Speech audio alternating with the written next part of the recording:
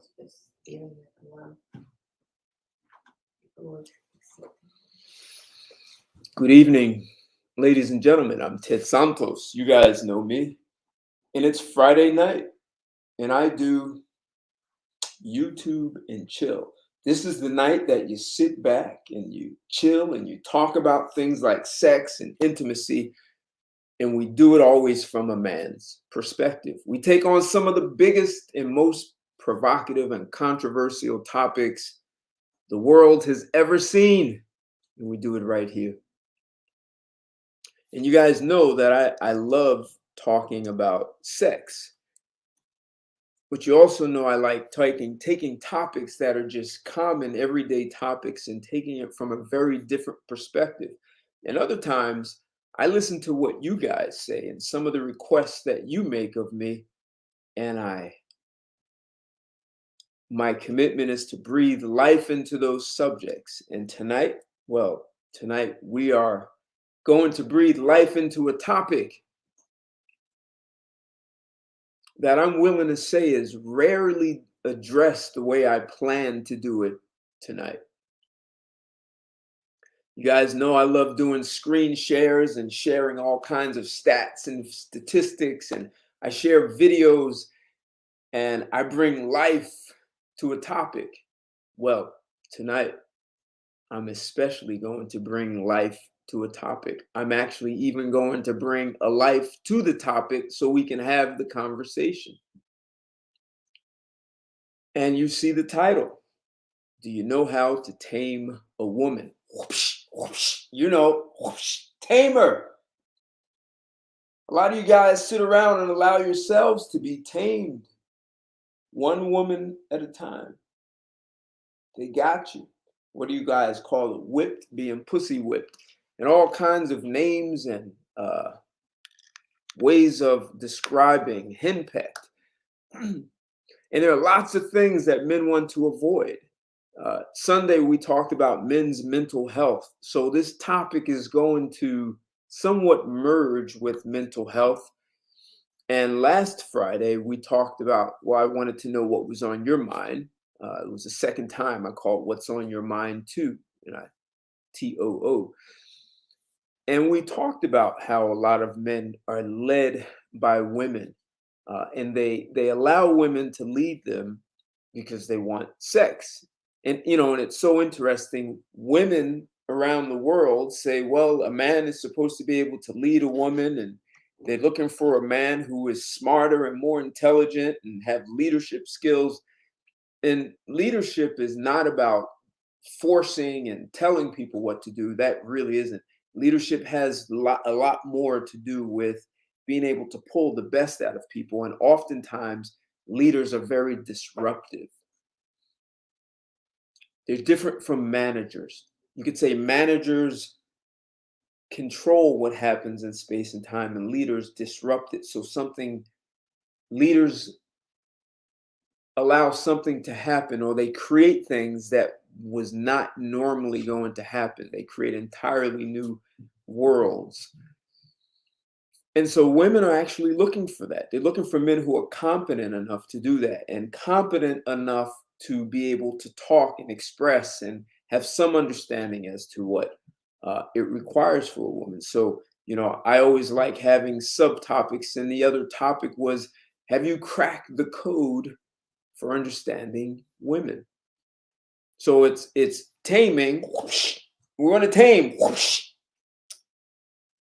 But if you look at a woman as having like a lock, and there's a combination that you want to unlock so that you can have access to her as a woman, so that you're not just getting the same thing that she gave, that she can make available to just any other guy. How do you do that? How do you alter a woman's life in a way that she becomes someone she's not? And for the woman, or for the rest of the world, how that may appear is that you literally have stripped her down. And it doesn't mean like you're using physical force and might. It's being able to engage a woman in such a way that whoever she was, is like a snake shedding its skin. She shed that. And she's become something that she most likely would not have done on her own. So I'm going to share, and instead of doing a screen share and sharing articles and videos, I'm following up on a request that you guys made. You asked me, so how do you strip a woman down? How do you alter her world? And in my title here, tame her in such a way that you're both getting your needs met. So instead of me telling you, well, do this and do that and follow these ABC instructions, and instead of sharing a screen for someone else to tell you, I'm actually going to bring life to the topic. And I'm going to have a woman who lived with me for 3 years. She'll claim it was 4, but I'm telling you up front. So she spent almost 4 years in my life. I invited her to be part of my life, and we actually did quite a bit together, uh, more than what I had done with other women, in that I created a business and asked her to help me, to support me, to grow it and build it. And she did exactly that, and we lived together. So, if you can imagine, and I had an office in New York City. At first, I worked from home, and then, I took an office in Manhattan. So that means I woke up and slept with this woman every day, and we worked together every day. So, a lot of people think this is impossible to do, and couples working together is bad. And we worked in an industry that was very good for developing personally and professionally. Made a lot of good contacts, networked, created a great network. Um, it was definitely a business for strategy, and I'll, she and I will talk to you about this. What's going on, Big 125? Good to see you in the house. So I'm going to literally share a part of me that I've never done publicly. You guys have seen me make videos before, and I brought this same woman to talk about that. She even talked about what it was like to read the book. You guys know about my book already, right? You guys have read it already. Here's why you can't find love. And the punchline is, love is not what you're looking for, but people look for it anyway. They do it backwards.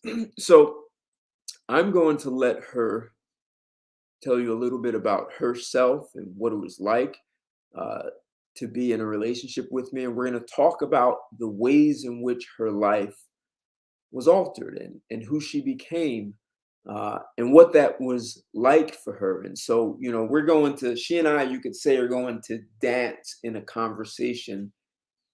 And she knows that we're here to talk about a man taming a woman. You see her in the background there. That's not a picture or a moving statue. That's a real woman sitting back there. And in a few seconds, she's going to come up, and we're going to have this conversation about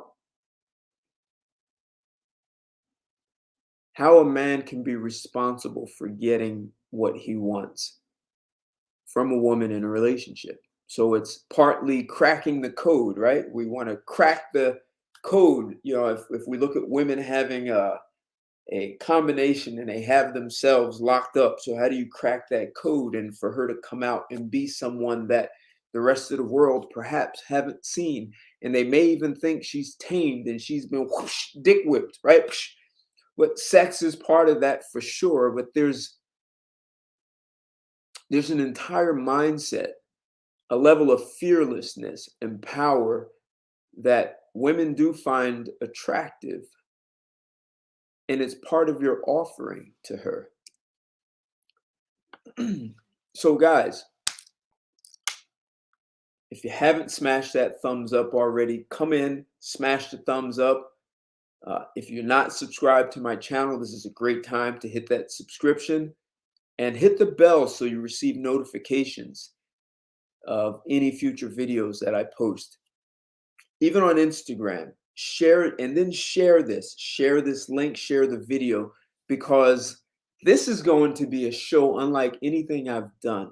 I'm going to open up my life and allow you to engage. And I encourage you to ask me or her questions of what it was like uh, cracking the code, taming a woman, being able to alter a woman's life for the best, and doing things that are in the best interest of the relationship, and like as a man, staying true to that, like taking a very masculine approach to relationships, not worried about your feminine side or whether you're being toxic masculinity, being able to exist as a man and be powerful and always be looking at the best interest, as a leader, right? A lot of times men are saying, well, why do we have to be responsible for everything? Well, that's what comes with being a leader, right? And you guys have seen me share screens about the way women's brains work different. Women worry about things that even when there is no problem. So I'd like to introduce to you, her name is Ellen. Do we have to say your last name, or is Ellen good enough? That's up to you. Because she's almost a Santos, but she's not quite. She almost made it. People thought it was a hyphenated name. She's from Sudamerica, South America, from a country that most people have never heard of. It's called Suriname. And just for the record, Suriname is not next to Vietnam, even though she has Asian in her. Asian and Dominican. What a mix, right? First language, Dutch. Probably she learned Spanish first, but anyway, so I'll let her tell you these things. But she lived with me for several years. So Ellen, I'm going to let you take this chair since I have one chair. So you'll be standing. Hi guys, my name is Ellen Cortosonto. As he said, we lived together for 4 years, and yeah, I'm happy to be here with you guys, and I also encourage you guys to ask any question you have. So the question that came to me was, how do you strip a woman down? How do you? So you guys notice I haven't used the word change. Right? I haven't said change. So it's not about changing a person. It's definitely not about fixing anyone, because no one is broken. And I know that goes against what society says. We all believe people are broken. They have problems and issues. But people have what they have. Just like if you only speak English and that's the only language you speak, that doesn't mean something's wrong with you and you're broken. You just have what your environment gave you. So everyone has what their environment gave them. Ellen speaks 4 languages. What languages do you speak? Dutch, English, Spanish, and another language that we speak back home called Suriname. Or taki. Some know it. Move up. Somebody speak a little louder. Oh, okay. So her environment gave her 4 languages. And in her country, it's possible to speak more because your neighbors and everyone around you could speak many other languages. One of her neighbors speaks Hindi, right? What that neighbor speaks Hindi, taki, and Dutch. And who speaks Malaysian? No, the family speaks Indonesian, but right. Even her own family, right? Her grandfather spoke Indonesian. Her father he spoke Indonesian too, right? Bahasa, Bahasa, which is from Indonesia. So different environments expose you to different things. So there's a mindset in everything. One of the mindsets that Ellen had when we met was she told me that she was going to find a man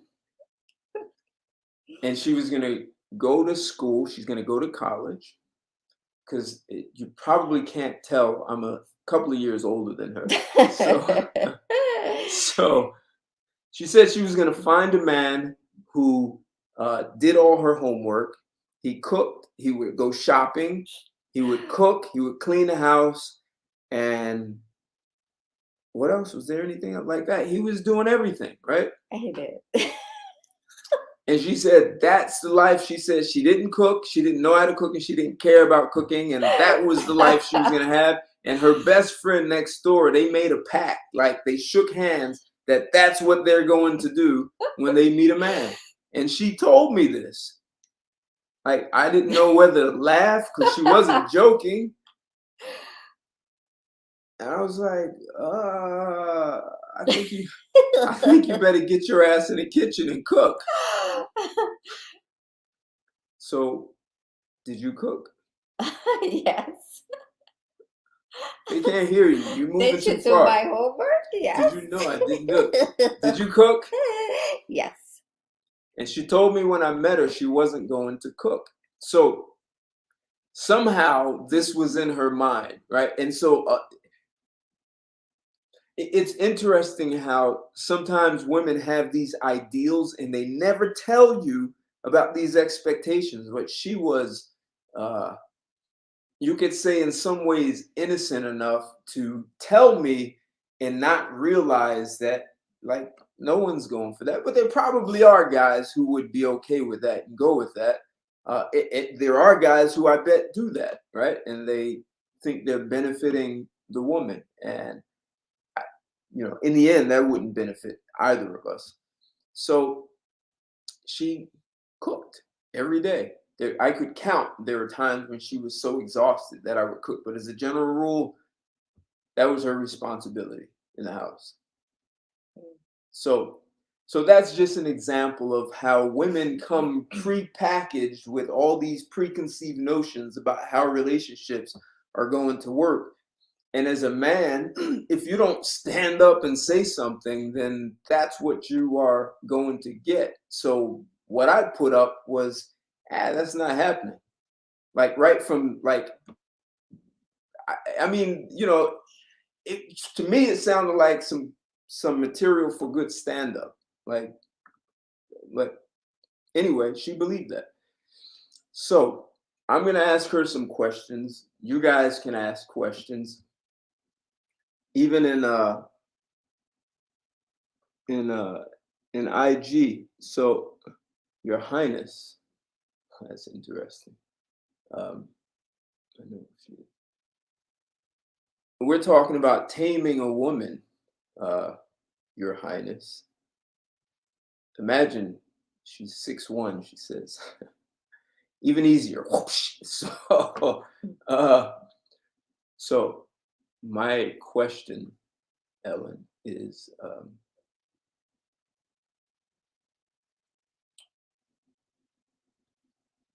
do you think, what was it like living with me? Do I have to answer that?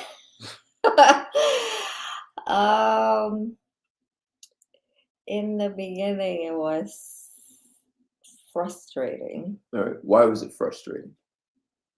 A lot of rules. Right. Wait, say that so they can hear this. A lot of rules. So Okay. I was brought up, I'm the baby of the family, and I basically had no rules. Okay.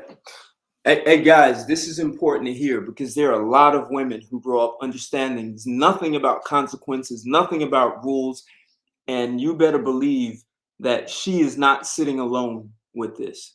This happens a lot. So you met me, it was frustrating, and there were a lot of rules. And how did you feel about those rules? Today? No, when you met me and it was frustrating, it was a lot of rules. How did you feel about all those rules? How did you feel? Why was it frustrating? How did you feel about all these rules? I didn't like them. Why? I don't like rules. Okay. And I actually learned a lot. So in the end, I came out a lot better than I Okay. was. Did you follow the rules? Eventually, after fighting them off. All right. Yes. Okay. So this is the other part men need to understand. See, this is not as cut and dry as you just rule with an iron fist. There is some. It doesn't matter our age difference because it would have been the same even if she was older than me. But there's a stand you take as a man, and most women are going to kick and scream. They'll eventually come, like she just said, but they have to always be checking to make sure they look good, right? See, the vanity never leaves, right? Never leaves. You guys saw that with your own eyes, right? So the vanity never leaves. She's still turning red. So that's one of the things you're dealing with. No one tells me what to do. I do things the way I want, and I date men and make sure they live by my rules. And so it was easy for her to find men who would live by her rules. And here I come making rules. So this is a problem. These are some of the things that men have to learn how to walk through and ignore. So there's a level of caring that's there. Not that she's a child, but there's a level of caring and guiding the same way you deal with a child. So I'm talking about this part. This is kind of the mindset you'll need as a man to alter and even disrupt a woman's life. Um, so it was frustrating because I had these rules. And one of the rules was you were going to cook and you had not planned for that, right? Correct. Okay.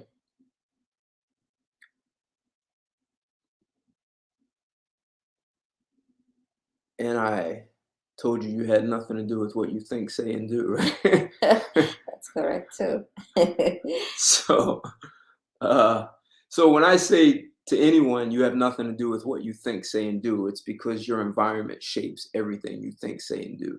Even the fact if you only speak English, and she only speaks 4 languages because she grew up in an environment where that's common for people to speak 4 languages, probably three as a minimum. Probably a minimum would be three. Taki Dutch and whatever. It could be Hindi, could be anything. Bahasa. Um, so everyone's environment shapes what you believe you can and can't do. But like they give you your tools, your equipment. And when you meet a woman, it's not that you want to change her or something's wrong with her. She's coming to the table with what she has, and women will impose things on you. And it's so, and I'm going to say this in front of her, and she'll refute me if she thinks otherwise. Most women are going to test you to see what they can get away with. Don't guys do that too? Most women are going to test you to see what they can get away with. Is that correct? That's correct. Thank you. Guys do the same Listen, do you hear the conversation? thing. Huh? Yeah. So why are you bringing up this? Why are you trying to change the Everyone subject? does it. You're changing the subject. It's the same subject. No, it's not. Did you guys see that?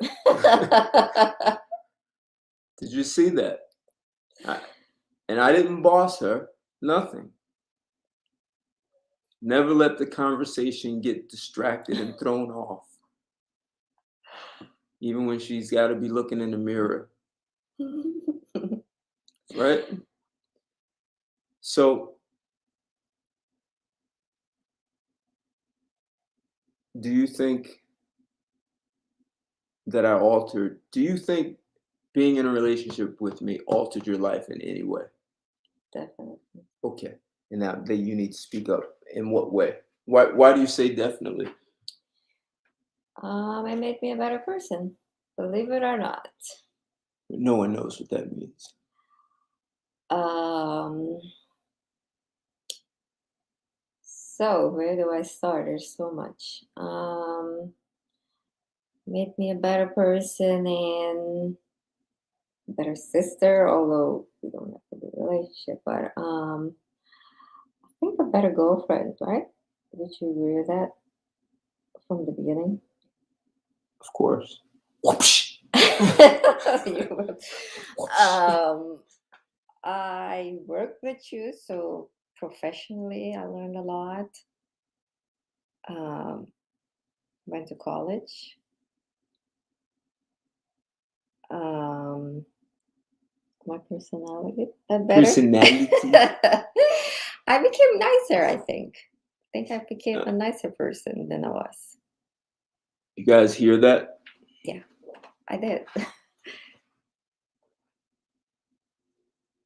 So I'm making an assumption. She'll correct me if it's wrong, but she may have been a little bit more cruel to men before she met me. Yeah. I didn't ask her that. That's she just so a lot of women are cruel to men because they know they can get away with it. This is what I said. Women test you to see what they can get away with. You can, as a man, you can be upset about that, but she's only going to see what she can get away with. And you guys, when we were talking about mental health, one of the things I said was the more she gets away with, the less respect she'll even resent you for allowing her to get away with it. And maybe in a woman's mind, she's thinking, well, if I can do this to him, anyone can. Like she may see you as not having power or spine or the balls. If you can't stand up to her, how are you going to be successful in business? And maybe some other woman comes along and just says and does, changes your mind. So I don't know, there's a woman here, she can tell you otherwise. But she's going to see your interactions with her as a reflection of your interactions with the rest of the world and your ability to succeed. Uh, and I really don't like using things like provide and protect, but that really, uh, women like competence. They like men who are competent and able to handle things and handle situations. And women do know, and you all can deny this, that sometimes they respond to things in an irrational way. If you can manage that irrational behavior without using force verbally or physically, uh, she's more likely to learn from you. So, was I disruptive in any way to you, your life? Yes. Why? Um. Well, I I changed my whole life. No one knows what that means. I know I'm getting there. All right, all right. I'll be Um, quiet. I'm gonna sit in the back row. so just starting to go to college made me a different person, and What do I the have to do with way, that? well, you encouraged me. I mean, I wanted to continue, but you encouraged me. Remember you, because of you, I started it. You went with me, right? I did. I did. Yeah. Well, how's that disruptive? That seems like that shouldn't be disruptive. Um, even with my sister, the relationship, she saw me differently. My mom, my friends, they saw the difference in me. I was a complete different person. Okay. So there's a flip side. Do you think they liked the differences they saw in you? Not so much, no, Why do you say that? because I started hanging out less with them. Okay. So maybe they felt they were losing me, or Hmm. that's one. Um, Yeah, that's the most important thing I can think of. All right. Hey, can you guys hear Ellen? Or is she speaking loud enough? Can you guys hear her? I know you can hear me. So, so in some ways, I was disruptive because your family may have thought that I was taking you from them. Like, and some people talk about, I don't know, what is it, the sociopath or the narcissist, one of those. That some people say that's one of their strategies. They isolate you from everyone else. So your family might have thought I was trying to isolate you, and even often people think that when you're isolating them, like a man isolating a woman from her friends and family, they often think that the man is an abuser. He's abusing the woman. So didn't your family think that was happening anyway? Yes. Yes. Didn't the police call me? That's also true. You want to tell them the story? You go ahead. So, oh, one day she had a dentist appointment, and I had an office in the city, and my cell phone rings, and hello, and they say, this is the police in the town right next to me. And I'm thinking either something happened to her or something, and they said that it has come to their attention that I had her locked in a closet and I wouldn't let her out the apartment and that I wasn't allowing her to speak to her family, her sister, her mother. And so they told me if I didn't allow her to call, that they would kick my door. Um, so that could be a sign that her family. But Why did they even call me? Do you remember? I know they wanted to see me, and I kept saying that I was going to go, and I didn't go. You were ignoring their calls too, weren't you? Yeah. Right. So, so is that another way you could say I disrupted your life? That you all of a sudden were not engaging in your own family or friends?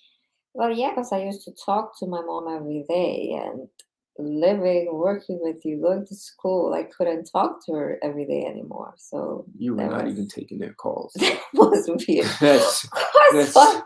you were not. I was telling you to take their calls, and you were like, no. That's different than not having time.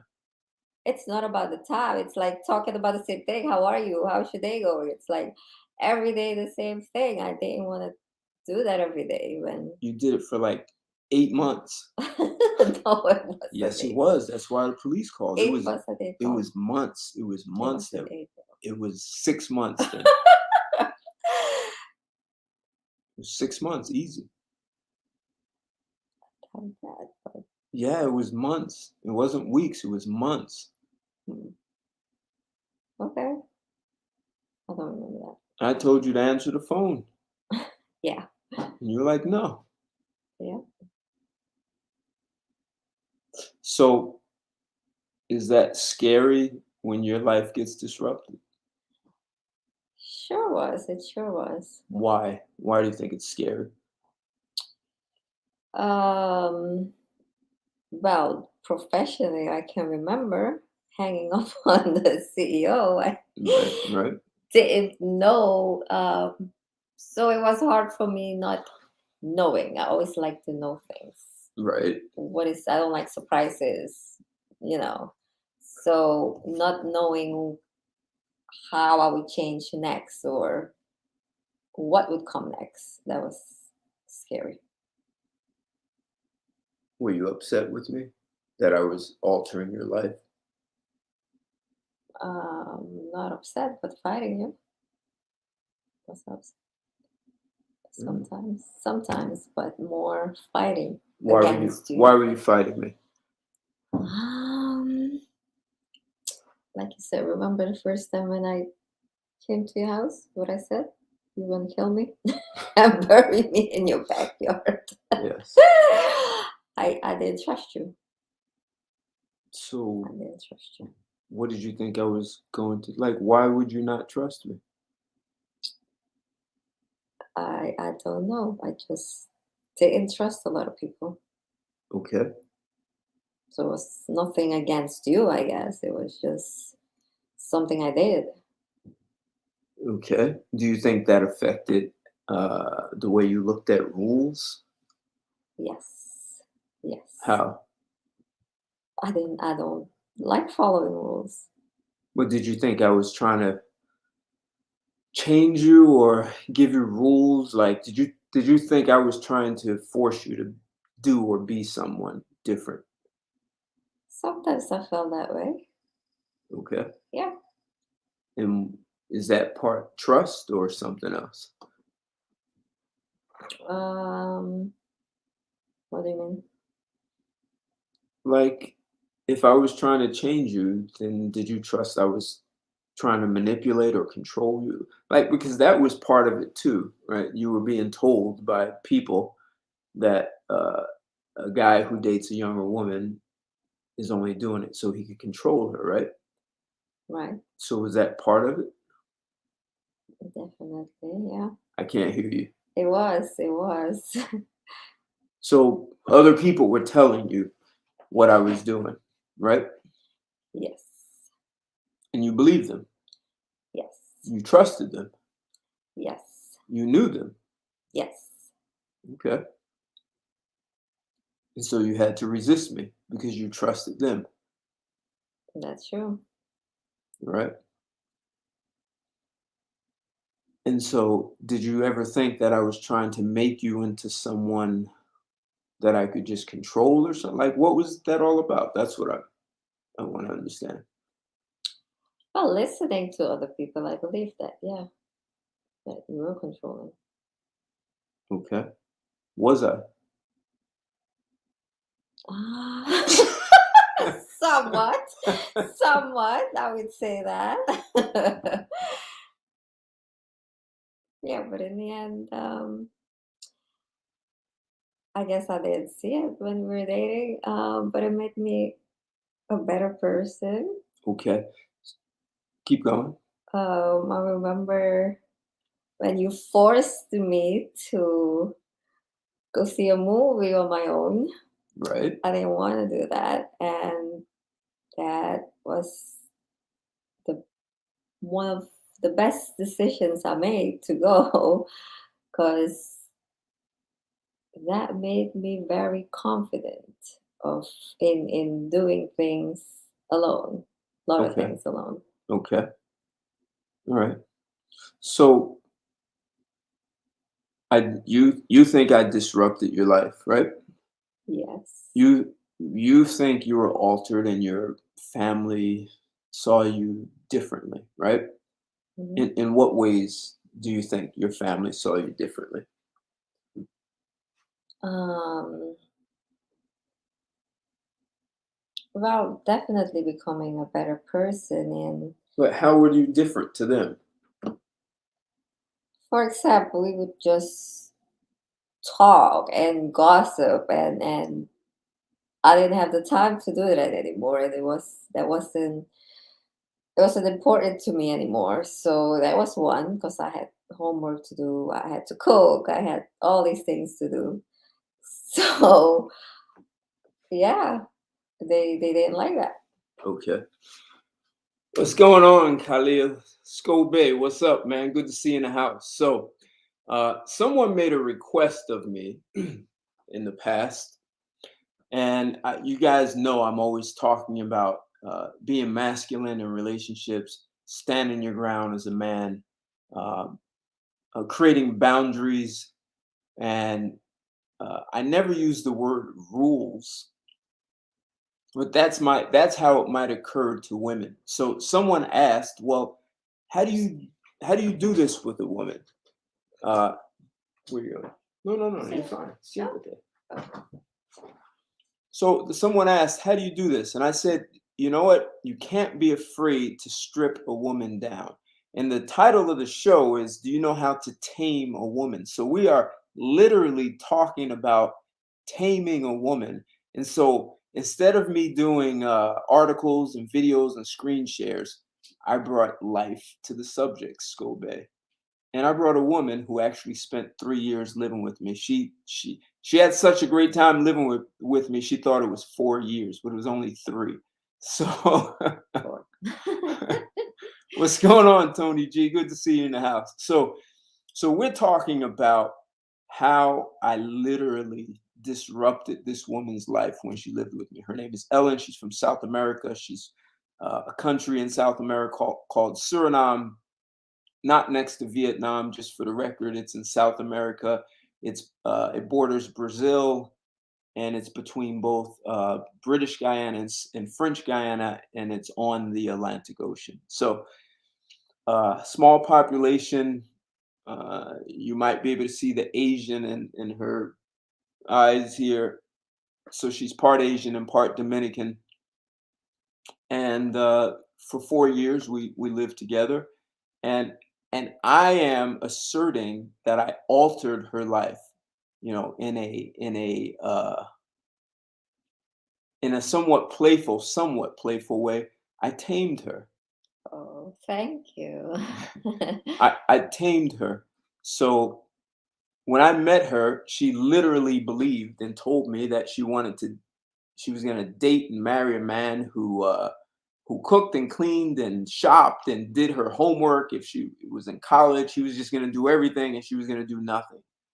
And that was the first stand that I took and said, no, basically said, get your ass in the kitchen and cook. Right. So she cooked. She hadn't, I don't even know if she ever cooked for someone before. Maybe she did. Hey, no problem. Oh, Tony G, you did. Very cool. Right. So that's so and if you ever need her name is Ellen to speak up, just ask her to. She's more soft spoken. So we are doing a sort of life in review, and I was asking her uh, what was it like living with me, and she started out saying that I had rules, and she didn't like that. She wasn't accustomed to a man giving rules, and that was frustrating, and she just didn't like it. Yet, what did you say happened after you followed the rules? What happened? I became a better person. So she became a better person by following the rules. And you guys know there are many women who don't want to follow the rules of a man. And she will test you to see what she can get away with. And the more you let her get away with, the more she will begin to resent you because you are showing that you don't stand up. So, uh, Ellen, she probably didn't like the fact that I was standing firm and not moving. And we were just talking about how I asked her, did I disrupt her life? And we were talking about how her life was disrupted and how her family even saw her differently. And so inviting you guys to ask her anything that you want. Um, and we're now talking about. I want to ask you, Ellen, how did I disrupt? How did I tame you? How did I um I wouldn't call it tame. in her country they say break. How did I break you? I broke her in, I I broke tamed her. him. I tamed her, I broke her in, and um for sure I opened up new pathways because if you guys were not here from the beginning, uh we dated for 9 months before we lived together. In her mind, she thought we were living together before that. But after 9 months, we were living together. And I made a suggestion that she work with me. I started this new business. And the business was doing CEO roundtables for middle market, meaning the company had to do between 100 million and $2 billion. And it was for CEOs, and then I would invite these former or retired CEOs of Fortune 500s, and the big dogs, the big companies.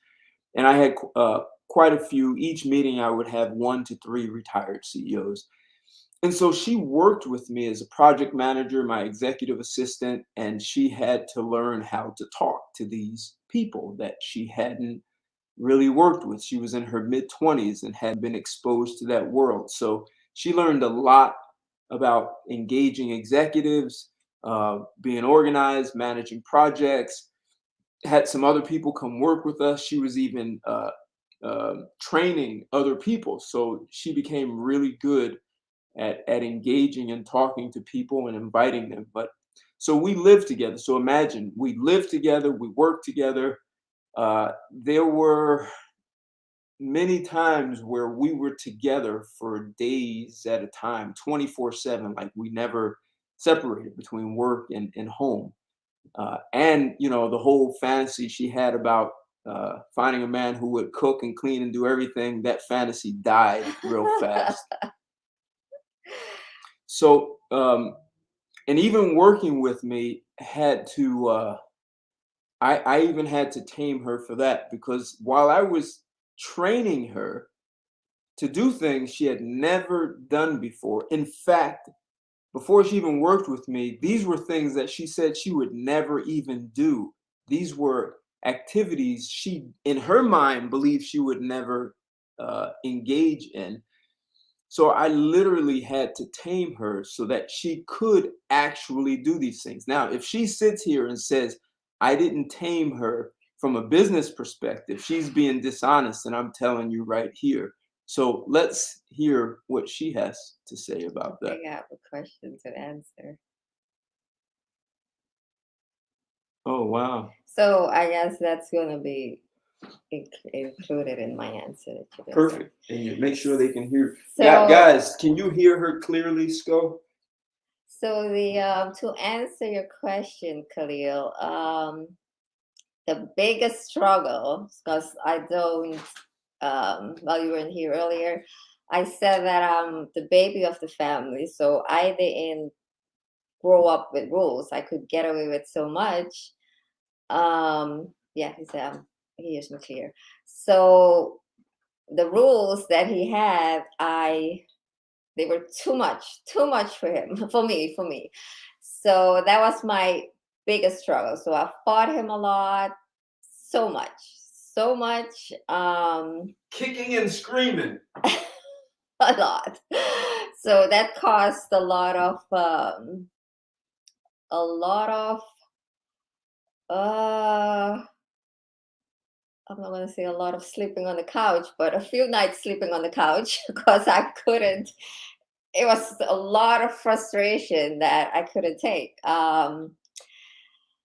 So it was hard to adjust to taking commands from him. But in the end, it worked out very well. I became a better person professionally, helped me a lot with my homework. Yeah, so I definitely became, after all the fighting, What was the struggling. biggest struggle? Yeah, that was the biggest struggle. Following your rules. Following the rules. And Yeah, taking commands from him. adjusting, yeah, to all those rules. Okay. Hmm. And so here's the question that you guys may want to hear, the most valuable question. How old I was. Why is that funny?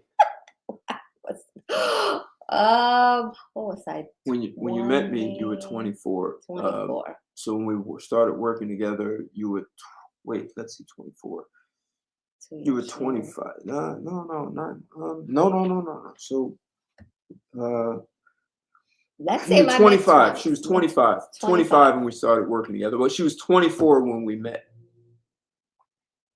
We met her using a pickup line. I was literally walking down the street on 46th Street, crossing Madison, and some woman stops me and asks, "Where's McDonald's?" The McDonald's was literally one block over on 47, but she knew where it was. She just pretended. Trust me, when women want to pick you up, they use the best and slickest pickup lines. "Oh, excuse me, sir, I'm lost. Can you help me?" The level professionally, I was Personally too. but professionally, I was not experienced at all. When I started working with Ted, I literally had to learn everything. So what also helped me, I was in college, and major is business management. So Ted already owned his businesses, so that made it easier doing the homework. So I wasn't I didn't know anything basically, and I learned everything from Ted.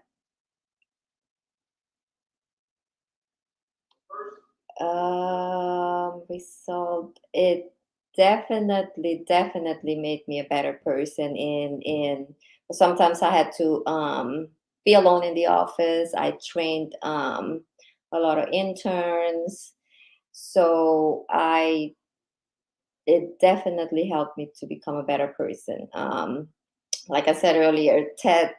I don't know if you were here yet, Tony, but Ted had sent me. I couldn't do anything alone. We were doing everything together. So one day Friday nights was our movie night. Um, so one day he told me, go out and you're going to the movies alone. I'm not going with you. So I said, I am not going. I'm not going alone because one day we were sitting next to a lady and she was alone. We were there as a couple, and the lady kept talking to him because she was closer to him. So I said, I am going to be the same way the woman was interrupting us, or we were talking to each other and she had like a lot of questions. And I said, I'm going to be the same way. I'm going to start bothering other couples. And when I did that, um it changed my whole life, in going to dinner alone, going to lunch alone, doing a lot of things alone. So that definitely shaped my life personally.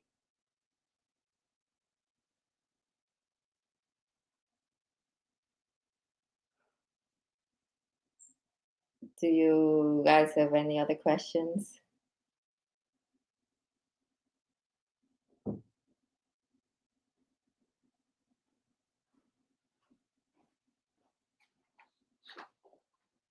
I guess you have to- Oh, yes. Oh, okay. Go ahead, Khalil.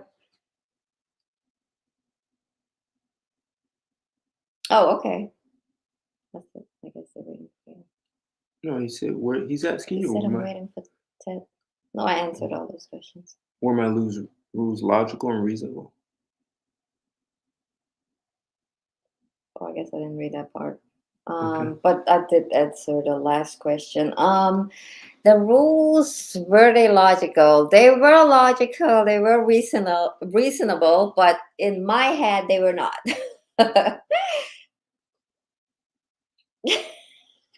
Look, this is towards you.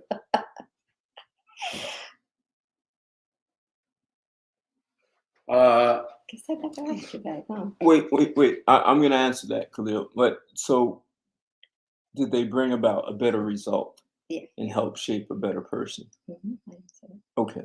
All right. How would you rate her cooperation back then? Um, it was sometime, and what hurt her cooperation was that she had people like her sister said that the kind of guy that I am is I like to entertain women. In other words, I'm a player. So she was afraid of me being a player. So there was a jealousy. Then you combine that she's half Dominican, and Dominican women believe they have to be the most jealous out of every Latino on the planet. I'm Dominican. I'm jealous, and Dominican women are crazy, right? And that this is the belief, right? And she's Javanese, not Japanese. Javanese. Java means Indonesia, and they believe they have some other ma'e stuff going on there.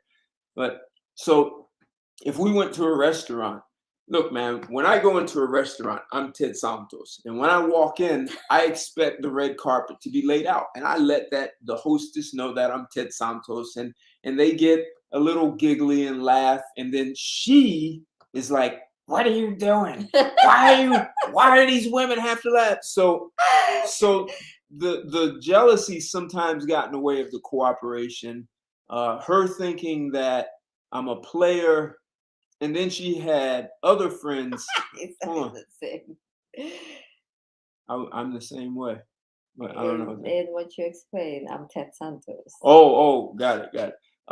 And so the other thing was, if you can see that I'm just a little bit older than her. So so so what she was being told was the only reason a older guy dates a younger woman is because he's looking for a woman to control. So she was paranoid about that. So that those were the things that got in the way of cooperation. There were times where I would say things and she would say, "Well, I know if I really just listen to you, I know you're right and I understand." Except there was you know, people have these voices in the back of their head. If you read my book, I talk about how people listening to a radio station and that can block and impede. And so she had these voices. So he's only with me because he wants to control me. So there were times that she would want to arm wrestle with me when there was no reason for that. The only thing was she's trying to avoid something that's not happening, and what she wanted to avoid was being controlled by me. So she was cooperative in some things, and even when she started working with me, even though I'm training her to do things she never did before, she literally told me to my face that she was going to train me. Like how the hell is that going to happen? Like, this is just insanity, right? So that's being bratty, right? That's being a little bratty. And she was accustomed to dating men that she could feel like she was in a dominant position. Uh, do you want to? Whoa! Do you want to refute that? No, no. Okay. Is that why you just start acting like you're reading? Oh God, I don't even want to get involved in that.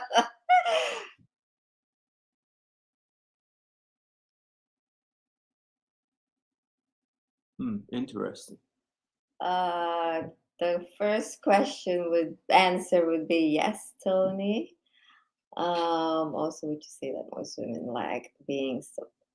Yes, yes. I would say a lot of women we fight a man a lot of times, and unnecessary fighting maybe, or a lot of times. So that makes the closeness obviously harder, even communicating harder.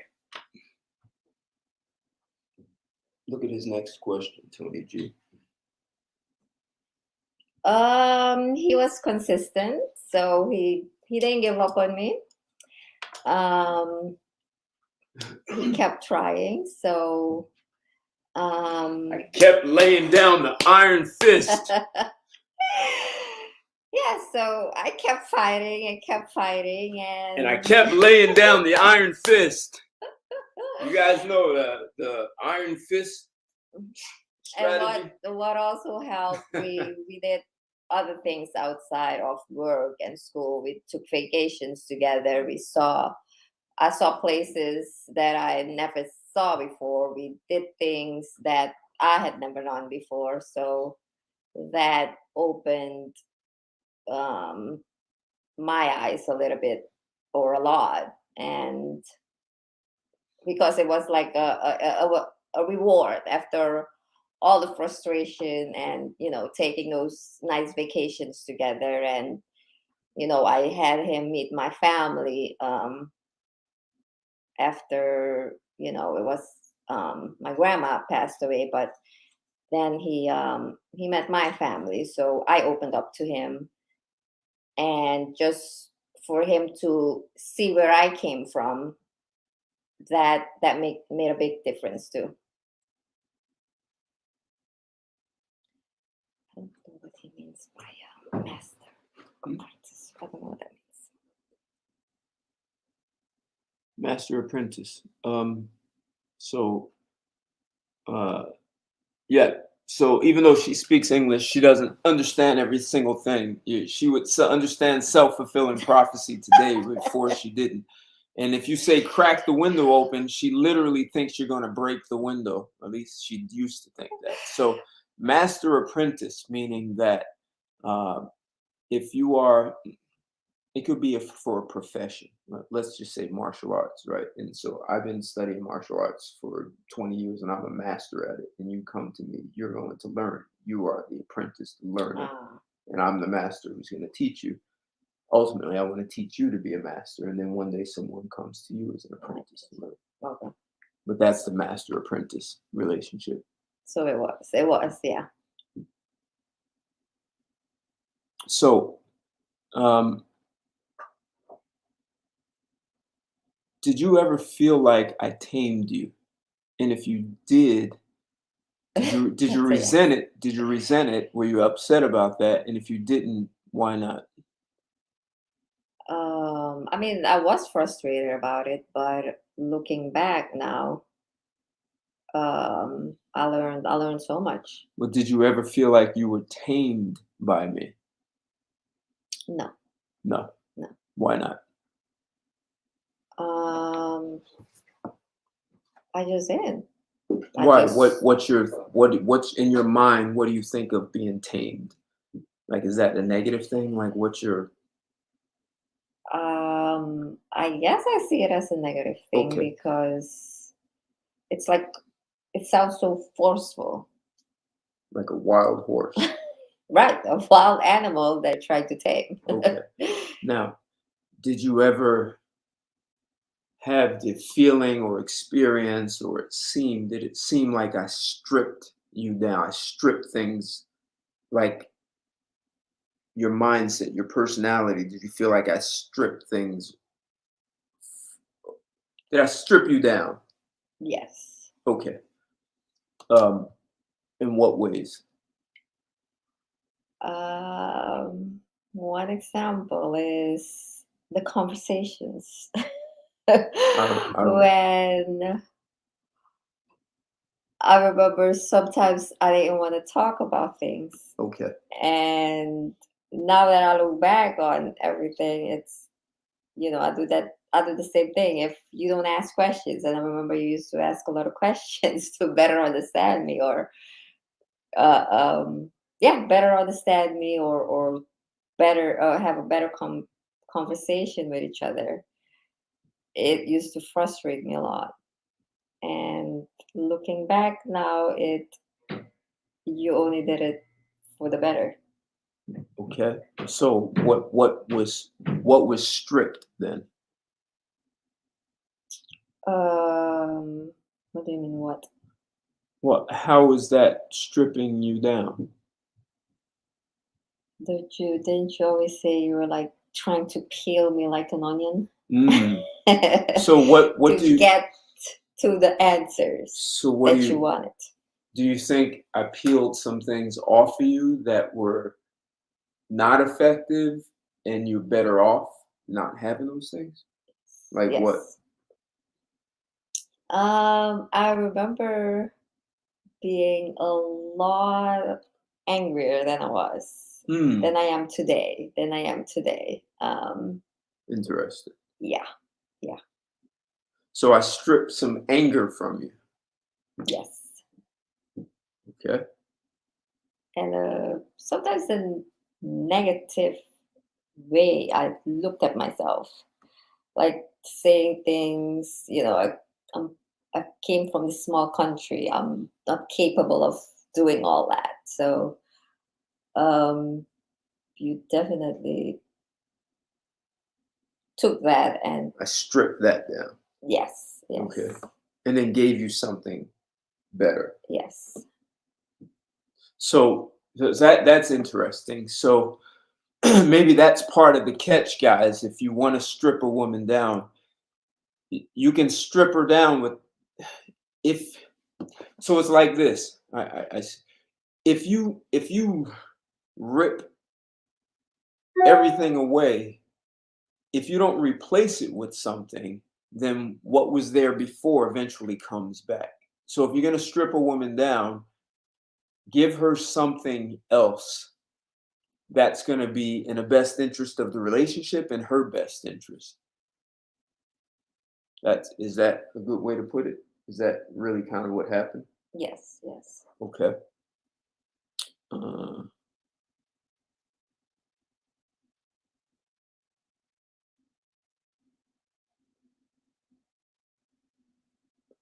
Interesting. What's the name of your book, Tony G? And what's going on, Drew? Good to see you in the house.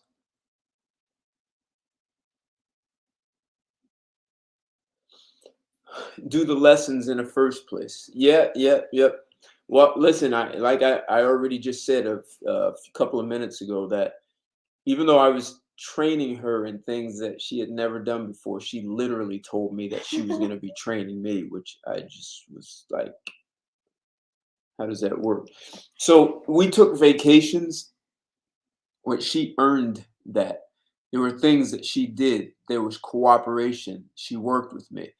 Uh, her family called the police and said that I was not allowing her to speak to them. And she literally, maybe she doesn't remember it clearly because there were times I would say, look, you have to start answering the phone when your mother or sister calls because they're going to think I'm stopping you and I'm not.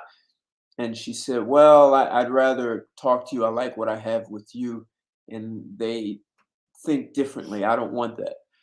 So she wouldn't take their calls. Um, and during those months, and it was probably 6 to 8 months where she didn't take calls, she was extremely cooperative with me, like very much. And it's not like I was being this tyrant and say you have to do this and you better. It wasn't that. There was a cooperation. So with that cooperation, and we're both being successful in the relationship, and that affects other things outside of it. Why not have rewards? Uh, so yeah. So I think the first place we went was San Diego. So if I was stripping you down like an onion, peeling layers, how do you think I did that? Asking questions. Okay. Hey, and Tony G, that's the title, Fractions of the Soul, A Tale of Rocks and Blades. Interesting. Thanks for sharing that. Um, so I stripped you down by asking questions. Do you remember any of the questions that would have done that? Oh, it was a long time ago. No. Okay. All right. S- Exactly, Tony G. Socratic approach. Exactly. Even when I manage companies, it's when people come to me and say, "I have this problem, solve it." I become Socrates, and eventually, what happens is they develop a new problem-solving process by me asking the questions. So I would ask her questions. Sometimes I would say things uh, that she didn't always like when I told her, "You have nothing to do with what you think, say, and do." She's like, "Yes, I do." I was like, "I know you don't. Someone gave it all to you." But yes, the Socratic approach, asking people to look at things they haven't looked at in the past, or look at things from a way they haven't. Um, Oh, just reading that. I didn't see that one. It's- first, yeah. yeah, I didn't see that either. Um, oh, there was so yeah, yeah, no, I know. So yes, the Socratic approach, but there's another part of this.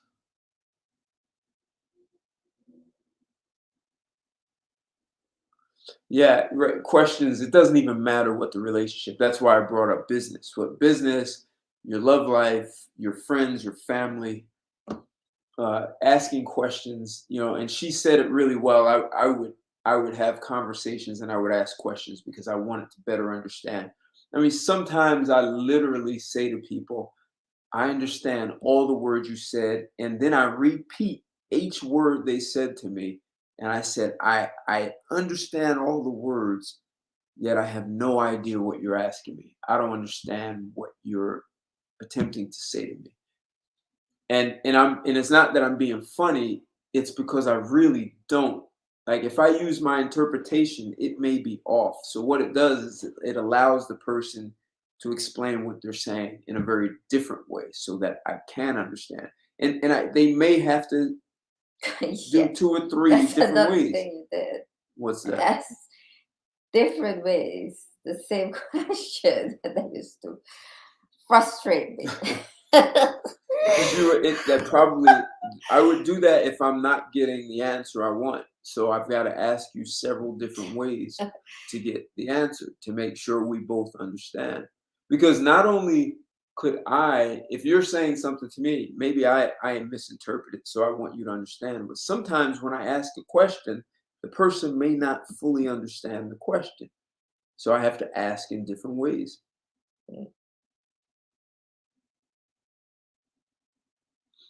So Tony G, I want to get to that lead stuff, but I want to combine it with another aspect of intimacy. You guys know this is YouTube and chill, and we talk about sex and intimacy.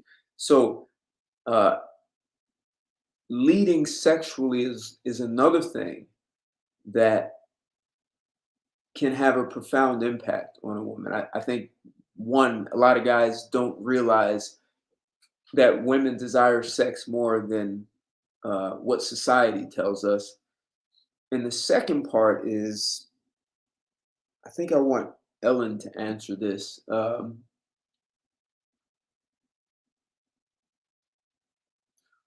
Did you learn anything about sex with me? Yes. What's that? What? I'm not asking like what new position. I'm not asking that. What am I supposed? I'm like, I'm asking. How about intimacy? Did you learn anything about intimacy with me? I think you learned that from me. I taught him how to be so what's the word? Touchy. I wanted to be touched a lot, So I think I taught you that, or I showed you to give it to me, right? I think, Okay.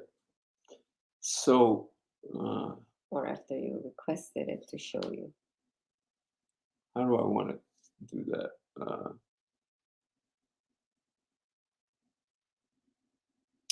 Yes, yes. So you're saying that.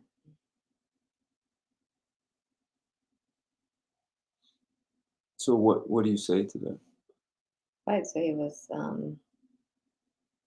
that you have to be affectionate and nice throughout the day, or you can't just fight or argue and then expect in the end of the night to have sex, and it doesn't work for us, or not for me.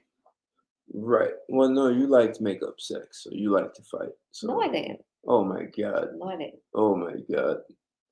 No, I didn't. You asked me how come I never wanted to try that.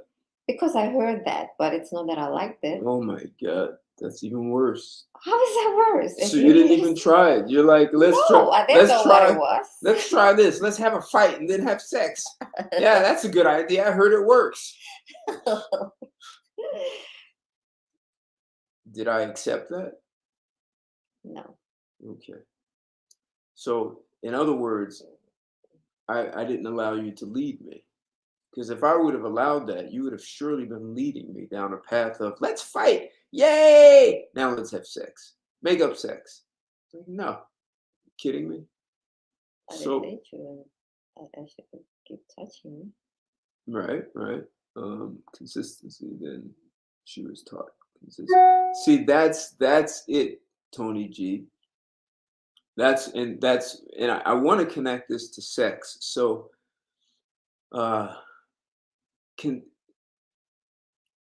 so if you strip a woman down, you now have to be the example for what you want. So you strip her down, and maybe she wasn't good at resolving conflict. So now you need to be good at conflict resolution.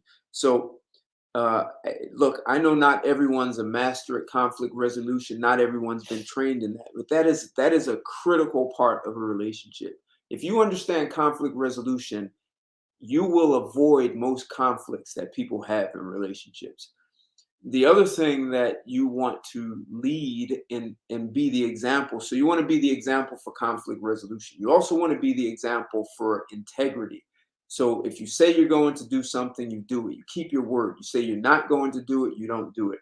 So as a man, that is a major part of your role in being consistent with those things. Uh, Good money management, right? There are lots of things where you eat properly, you take care of your mind, your body, all these things. If you are consistent and a woman sees you doing that, you don't have to enforce what she should eat and what she should do. I'm a vegetarian. I never ever once suggested that she be a vegetarian, like never.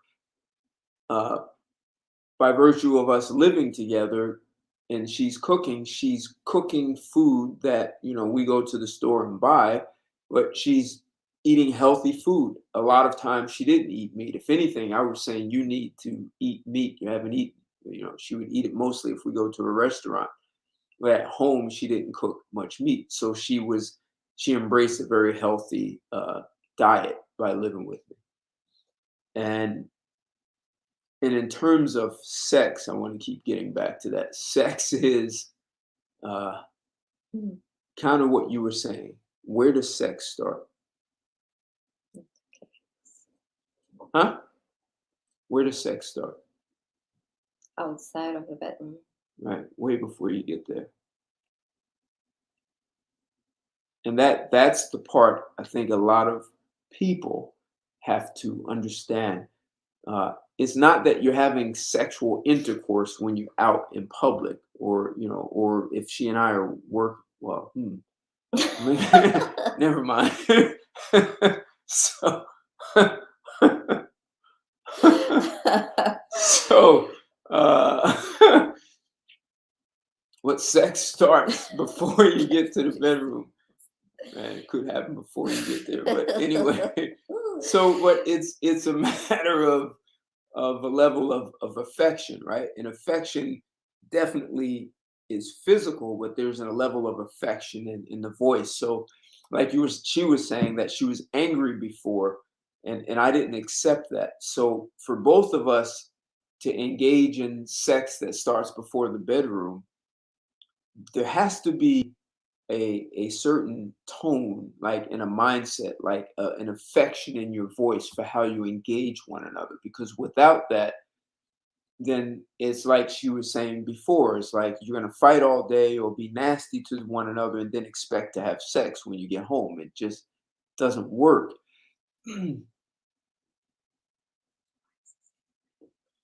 It's hard to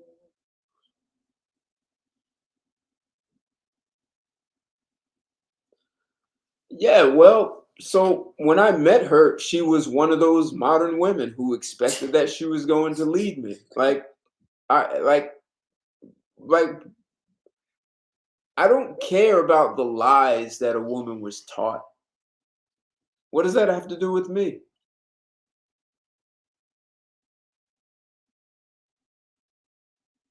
Right. Yes, open it. Right. So listen, lots of women have been told lies. At one point in time, when you went to Europe, they said the Earth was the center of the universe and all the planets went around the Earth. And some guy named Copernicus said, well, that's not true. And let me show you the calculations I've done. They executed Copernicus' heresy. Uh, he was violating what the church believed and what the whole scientific community believed. Is that too hard to me? Wait, I'll get to that. So there are lots of things that people learn that are lies. It doesn't mean that you have to go along with it. And so when I speak to guys about, creating boundaries with women and letting women run into a wall of masculinity. So she kicked and screamed all she wanted. Like I didn't care. I wasn't following her. She told me how she dealt with some other men. I didn't care. Like these I laid out rules, and so here was the choice. If you don't like it, go. It's not that I wanted her to go, but it was, I'm not going to follow things that didn't work. And as a man, I'm looking out for the best interest. What's in the best interest of the relationship, of us? What's going to be in the best interest of us together and individually? And so being able to express that, but there is some level of firmness, right? So maybe the most protection a man needs to provide to a woman is to protect her from herself and the lies that she's been sold and been given. And Ellen may initially have a problem with that, but I think she understands it also. I do.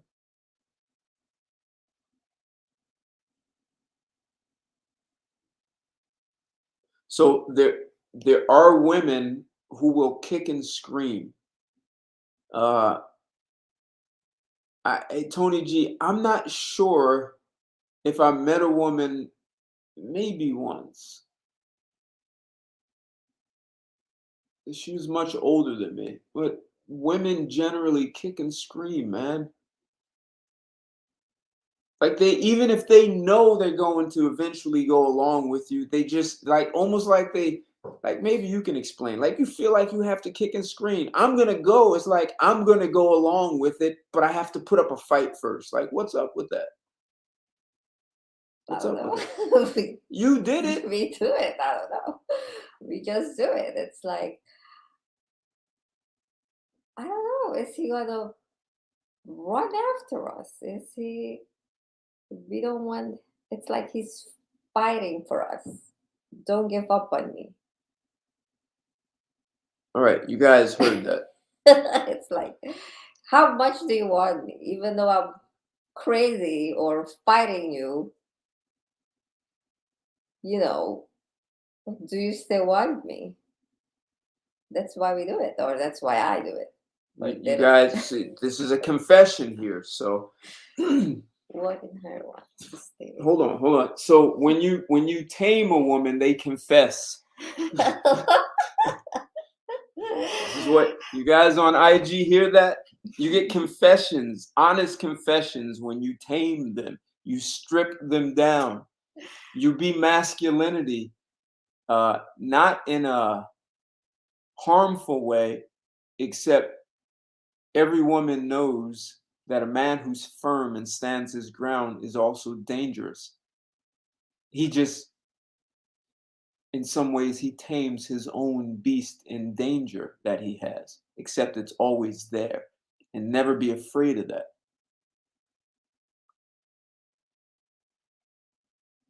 So, okay. But what precisely allowed her to submit? Maybe I kind of just answered that. But what? So first, did you ever feel like you submitted to me? Yes. Why? Why do you think that happened?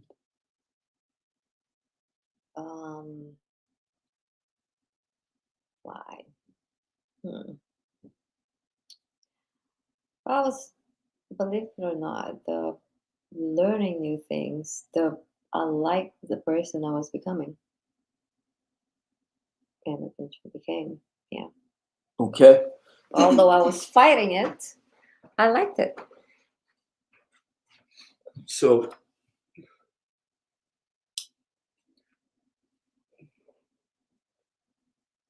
hey, absolutely, guys. If you haven't smashed that like button, smash it. I see the house filling up over here on IG, so thanks for joining. Big exclusive. Good to see you in the house, man. So what we have here is Exhibit A. This is Ellen, almost the Santos. They call Carto Santo. There's no S on the end, so she got cheated a little bit.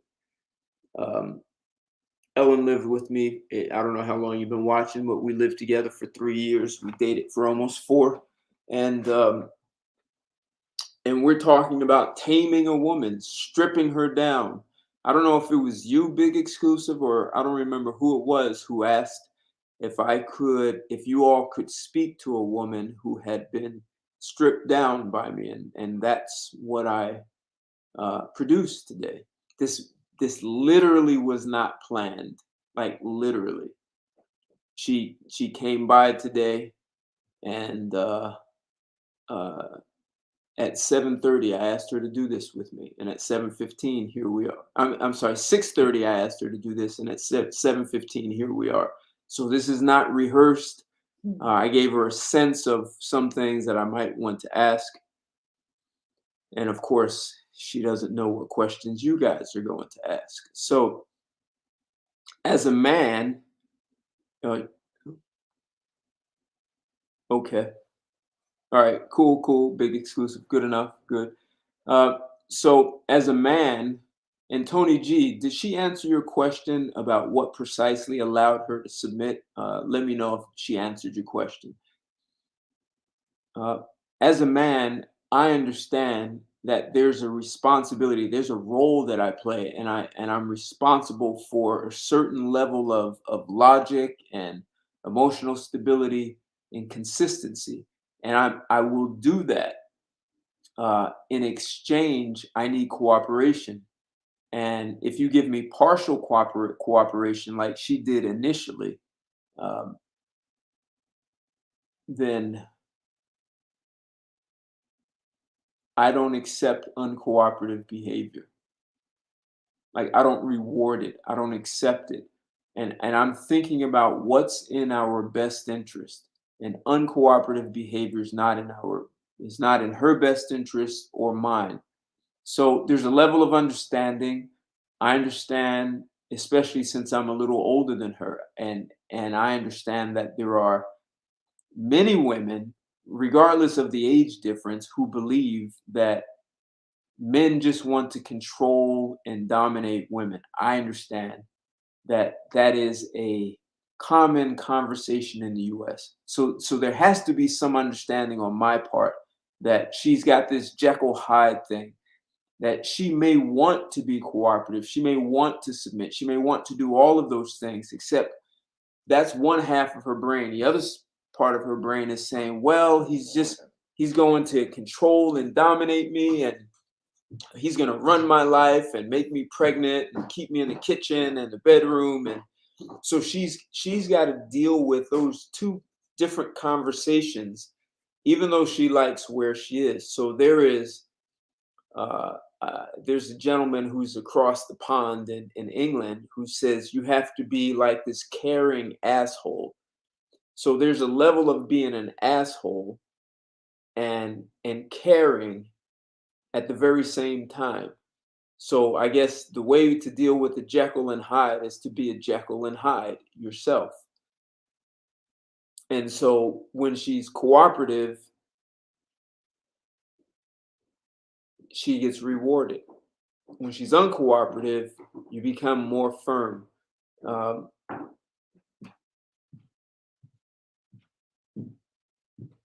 so part of that is to listen, right? So there's a level of communication a guy really needs to have. There's an ability to be able to resolve conflicts that's really important. I assert that every little girl should learn conflict resolution, like so that she doesn't go into relationships believing that she's going to be tough and beat men up, uh, and she will be less likely to be triggered by the lies that she's told that men just want to abuse you and dominate you and use you for sex and all these things that women are told that ultimately hurt them and get in the way of their own fulfillment in a relationship. So a lot of women kill their own joy in a relationship because they are kicking and screaming. So instead of getting all these benefits and enjoyment in a relationship right in the beginning, they come into the relationship kicking and screaming. So, half their face is smiling and the other half is uh, angry and ready to challenge you when there's no need to. So, as a man, it's kind of like you have to understand that that's a world that you're in. And I know a lot of guys believe, well, I'll just go to another country when I met her, she had been here for 5 years. So, she came here at 19, right? And I met her at 24. So in 5 years, she learned a lot, and she was, over in New York in the boogie down Bronx. So there's a lot to be exposed to over there. Um, so there's this. Uh, I don't know if she called me an asshole. She may have had her own words for describing me. What would you say? Same word. Okay. Did you ever think I was mean or nasty or something like that? Oh, the nastiest man alive. Yep. What? Nastiest man alive. So she thought. So now That's the think word. about that, guys. She lived with me for 3 years and thought I was the nastiest man alive. The nastiest. It wasn't that I was like, sometimes he's nasty. I was the nastiest man alive. And I think she probably still thinks that. Yes. And if you look at the time on the East Coast, it's 8:47 East Coast time, and look at where she's sitting next to the nastiest man alive. So there's some value, and that's what I'm getting at with this masculinity, this firmness, this fearlessness about being a man and taking a stand for things. So there's a caring to it. So she's an adult when I meet her. So she's not a minor, she's not a 6-year-old. Yet there's a level of guidance and discipline and direction that I was prepared to make available. That would be none.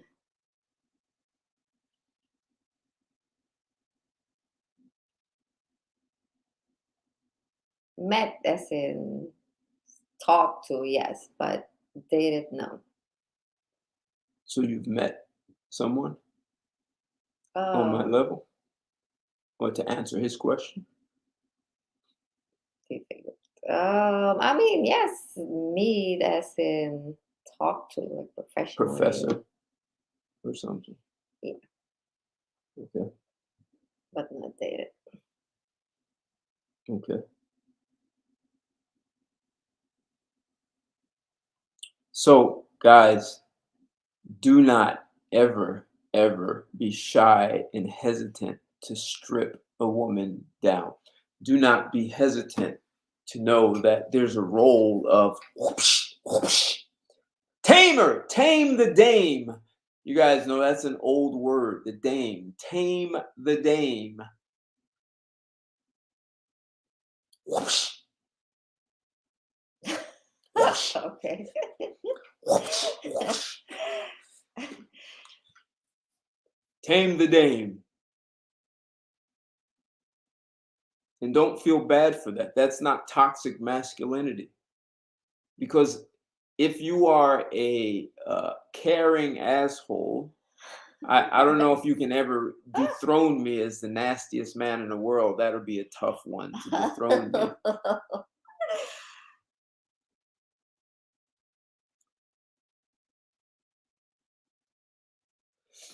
Yeah, hey Tony G, that's a really good comment. That's why I'm actually doing this.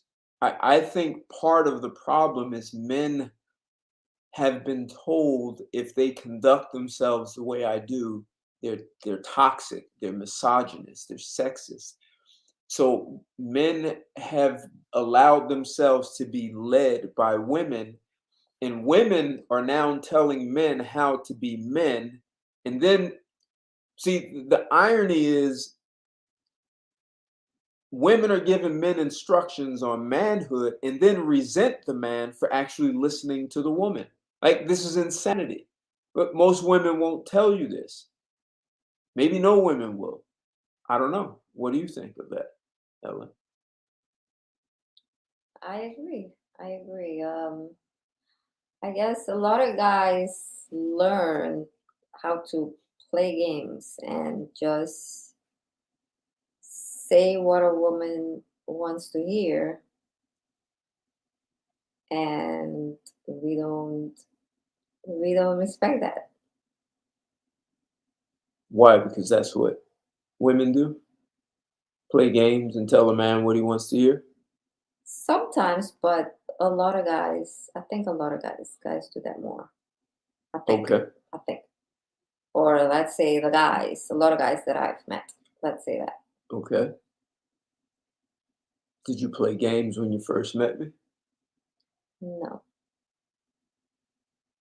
I mean, was I You couldn't even tell was me where you were I from when I asked you where you from. You couldn't I even did tell tell me. you. You never told me. I did tell you where I'm from, Suriname. You never said it. You gave me a riddle that I solved. Of course, yeah.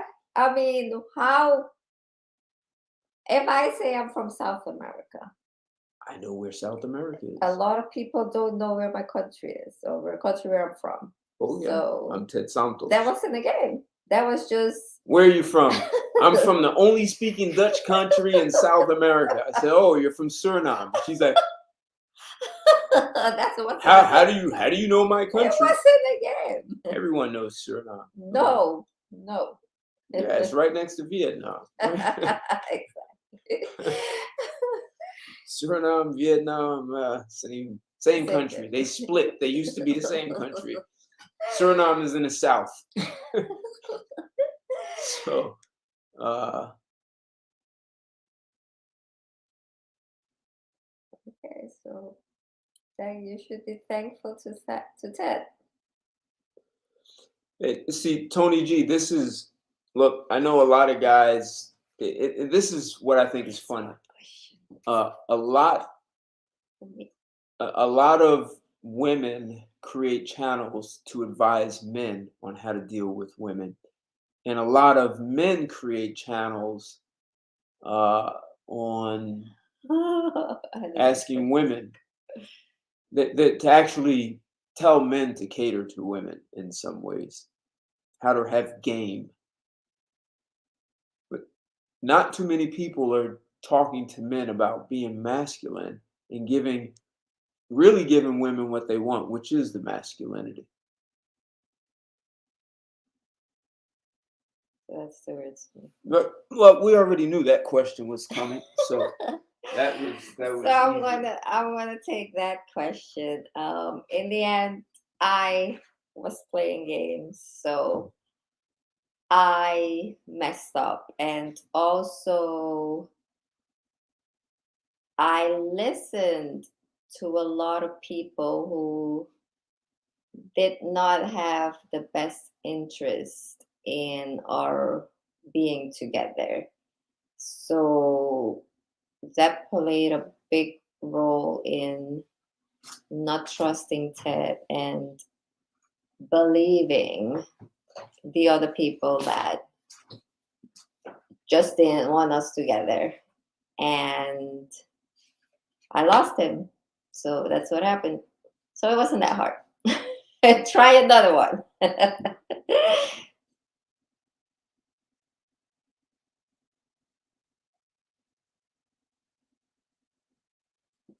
That's what you're writing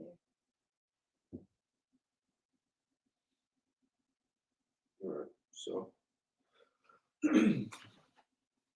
so this is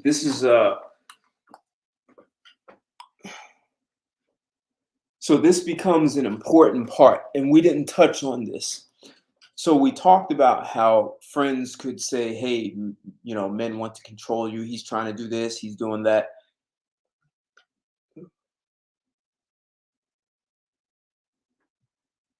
Oh, okay. Remain. I understand the question. Hold on, Tony G. Hold on. Doesn't hold, hold on. One of the things that I warned her is that a few things, and this is especially if you choose to date a woman from another country in the U.S. Uh, a lot of countries have this identity that I'm from Dominican Republic, Colombia, I'm from France. And because you're from that country, you believe you have to do things a certain way. And then the people from that country that are here in the US, they have a camaraderie, they have a bond, and they all sort of reinforce that this is the way we do things. In Ellen's case, being from Suriname, that definitely existed. We're from Suriname, we're from a small country, this is how we do things. What I warned her was, you're going to look different to your friends. They're going to see you as being different, and some of them might not like that. Now, this could even be with someone born in the US, right? So, even if Ellen was from here, if she was from New Jersey, if she her eventually her friends and family would say, "You're different. This guy is changing you." And they wouldn't say it, depending on her friends and family, some parents could say, "Wow, I see changes in you, and this is really good. I like Ted. I like the changes that I see in you." But you also get people who say, "He's changing you, he's controlling you, he's dominating." And especially if they see the changes are in such a way that they are being left behind, like they see you rising up above them and you're doing things that they either never did or never dreamed of. So when they see you rising above, the first thing they want to do is kind of grab onto and pull you right down. Like, you can't leave us, because if you rise up, that's going to affect the way they see themselves. So, and they may look down on themselves because they see you rising. And that becomes a dilemma that your woman's going to deal with. And I warned her that that could happen. She didn't think it would happen. In fact, she didn't even think that her life would be altered in any way by being with me. Except I knew that was going to happen. So what I'm getting at is, this is a conversation men need to have with women. That is eventually going to happen. Look, when people move up in socioeconomic class, right? So you may leave your friends and family if they're all middle class, and you move up to upper class. They may have a problem with that, because people start to think, they see you go up, and they will be afraid that you will no longer relate to them, that you won't be around them, that they're no longer good enough. So to avoid them feeling that they're no longer good enough, they've got to pull you back down. In fact, they want to pull you below them so that they could be like, "Yeah, see, I told you that was the wrong path. You need to stay right here with us where you belong." Men need to have these conversations with women, because it is easier to influence women. And so you look at television, look at ads, advertising. So much is targeted to women. It's just easier. Advertisers understand they can influence women a little bit easier than they influence men. Men get influenced by movie, media's advertising also. With women, it's just a little bit easier. They deal with what you would call the emotional stuff. So this is an important conversation for men to have with their women. And yeah, it's an honest, open conversation. And what you want to know is that the woman is mature enough to have it and understand it, and be able to talk to you when she's being met with those challenges with friends and family. So yeah, so I'm going to leave that there. And it's actually critical. It's really important. Tony G, you asked a really good question, and Ellen has a response to you. Oh, how about you go first? No, you answered it. Did I? Okay. So Tony, for me, the way things ended, for me, there was no closure. So I would occasionally call him, and a nurturing person that I am, I would check up on him. So it would be like after 2 years, after we would have an argument, and I would stop calling him, call him back after 2 years. So this time is actually the longest that we could tolerate each other, or I could tolerate him, because he's the nastiest man alive.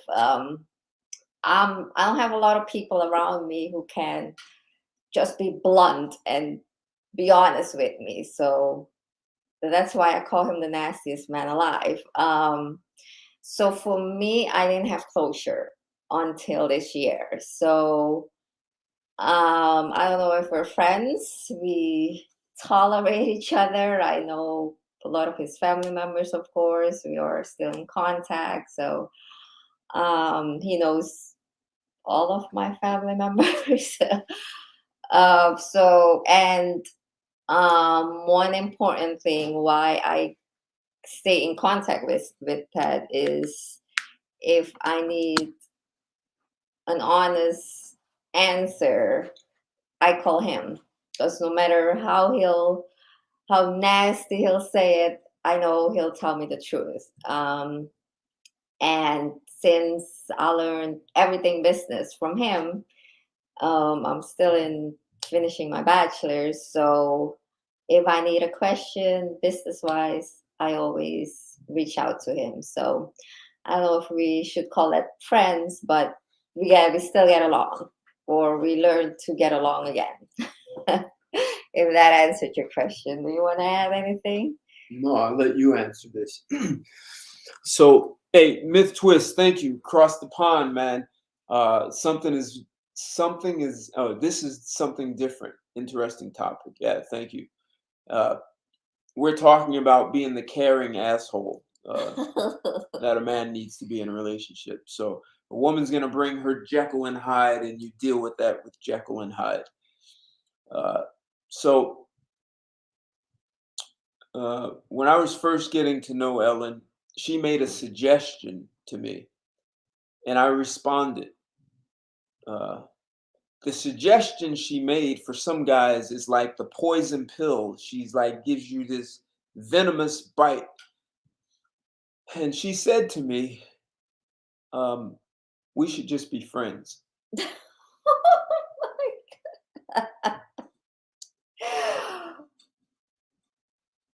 You see the response. All I said was a sentence, and you guys see the response. Tell them why you think that's so funny. It is funny because I was seeing another guy, and that's all I wanted. I wanted to be friends. And what did you say? Tell them what I said.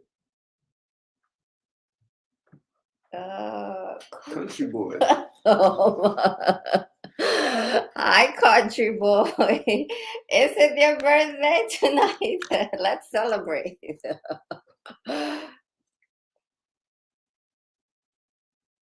Oh, that's right. Hey, happy birthday, country boy. That's Oh, right. I is it? forgot. Is Yeah, it's your it? Oh, birthday. happy birthday. I'm sorry. You gotta call me. Happy birthday. Everyone give country boy a happy birthday, man. So Ellen told me we should be friends. How did I deal with that? You answer that.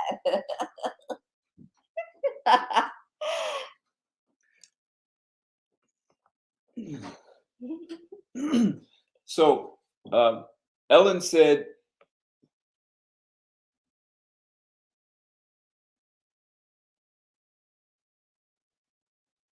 interesting. Yeah, good question, Big Exclusive. So when Ellen said we should be friends, I said, well, I don't have any friends and I don't want any friends. If I wanted a friend, I would buy a puppy. So there are two types of people in my life. One type of person makes money with me. Okay. One person makes money with me. That's one type. The second type of person makes sex with me, makes love with me. Those are the only two types of people that I allow in my life.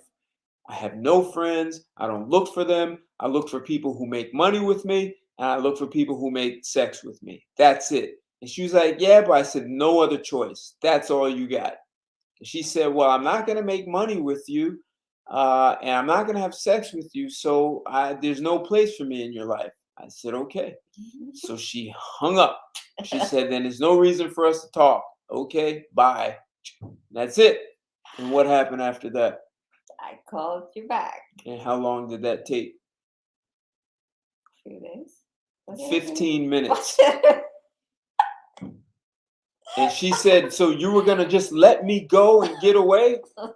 Like, what are you talking about? I just told you who I am. I have no friends. You want to be friends? I'm not, that's a different guy. Go find a friend. I'm not friend material.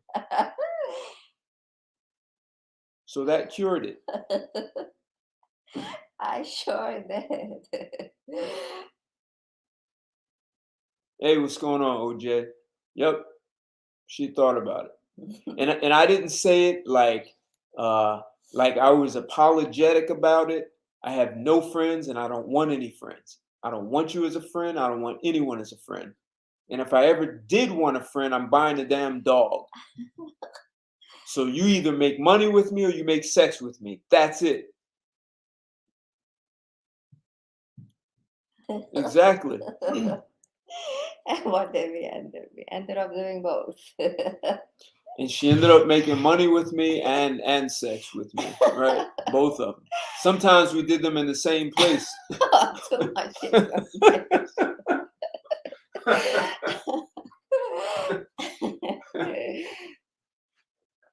Gonna answer that. Oh, right. I forgot. Big exclusive. Are women? So you kind of answered that, right? All right. So answer it. Are women naturally like this with constantly testing their man, or is this something she was taught to do by other women? Honestly, big exclusive. I'm not sure where I learned it. I know I was influenced by a lot of strong women in my life.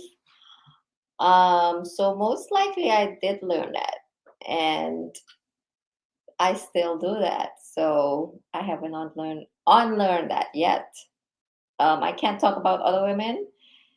So I guess you would answer that in your experience. Well, women test you. So uh,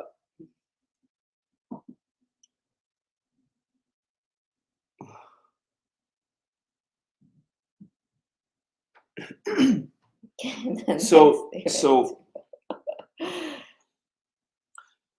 um, women are more concerned about survival than men. So women, you guys saw, I did a screen share. You've seen the article. I think it's about World Economic Forum, um, and they talk about how a woman's brain works. Women are more likely to have anxiety, depression, insomnia. Women attempt suicide 3.5 times more than men. Even though men actually commit suicide more, women attempt it more than men. It is because women worry about things. So I get it. It's the whole people call shit test. Um, Women are worried about something going wrong, about you abandoning, about you leaving them. So because they are worried about that, because they are making up in their mind this thing that could go wrong, they have to test it to see it before it goes wrong. Like it may not even be logical. So I'm saying this. I'm extrapolating from research in neuroscience. So I'm saying that women are more concerned about things going wrong because that is the way their brain functions. Men's brains don't. Men do make up stories and they do make up things in their head, just not to the extent and not as quick as women do. And this has been seen empirically through neuroscience research.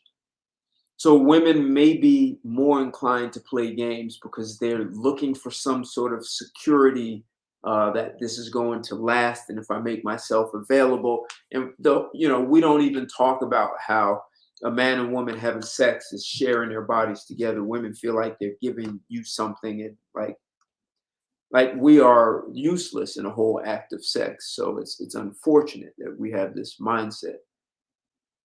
So women are more worried about something going wrong, and they're looking. I think you said it a few minutes ago.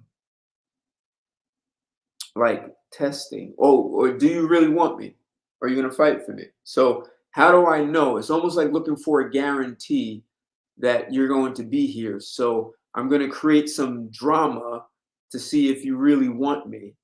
And if you fight for me, oh, you must really want me. And a lot of times, what that attracts is a guy who's just crazy and has drama. And of course, he's going to do that because he's he's got all he knows is drama. So a lot of women end up attracting the wrong guys by doing that. Okay, country boy. Country boy.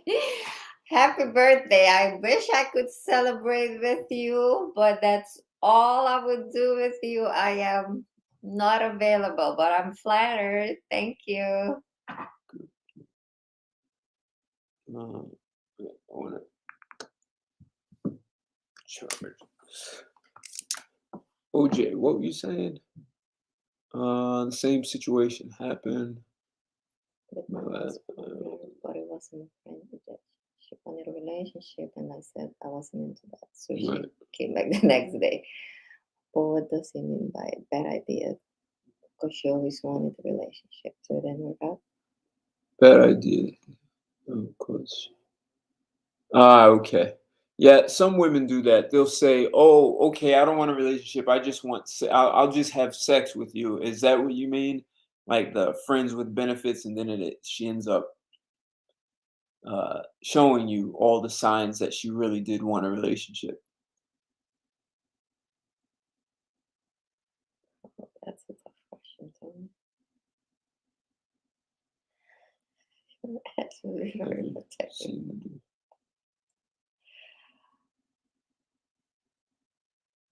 Oh, okay.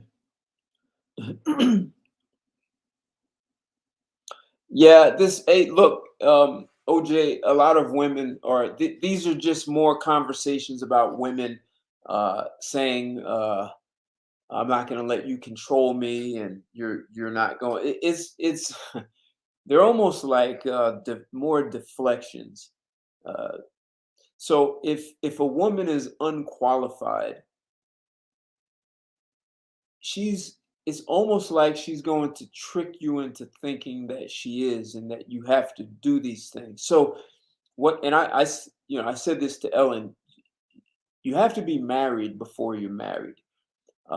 And so women are just these are just trash talking topics that are meaningless because if that's what she really did believe, the other thing, the other side of the coin is she would never expect you to spend one penny on her because she would understand that spending money on her is your money is only for your wife.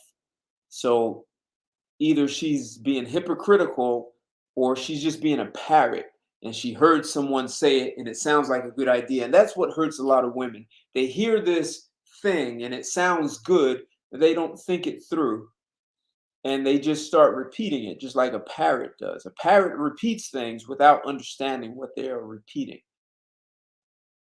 So if a woman says no sex, no cooking, no all this till I get this security and blah, that's cool. Um, I won't be spending any money on you either.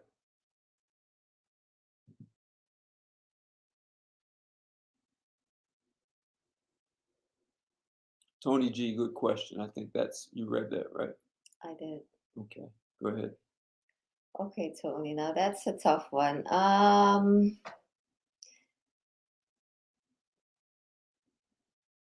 So in my experience, I guess if you really want to have the relationship work, stop fighting the guy.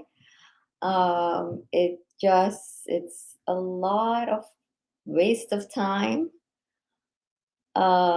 waste of energy. Uh, yeah, it was stupid. It was very stupid. Um, I would suggest follow your heart.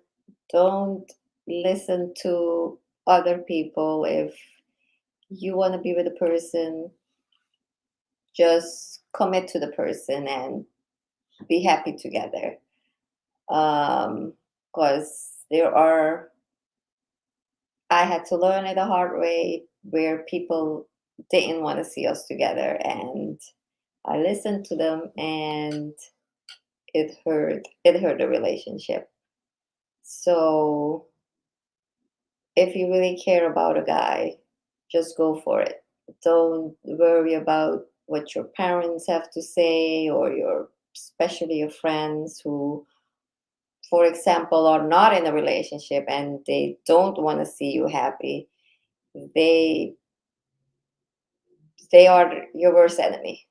So just, I would say, keep a lot of things private between your partner and yourself. Yeah, after all, everything I've learned, just keep everything private. That is the best way to do things, because people hear and they see things, and there's a lot of jealousy. A lot of people are not happy, and they don't want to see you happy. So they try to break something good that you have that they probably will never have.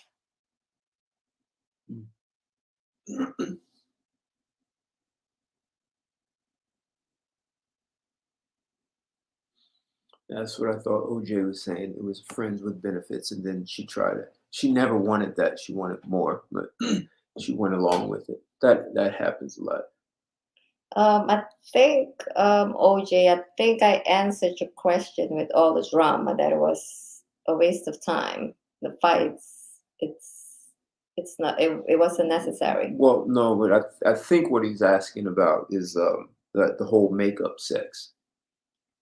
Oh yeah, I didn't really want that. I just heard that and I wanted to try it. So I wasn't into that.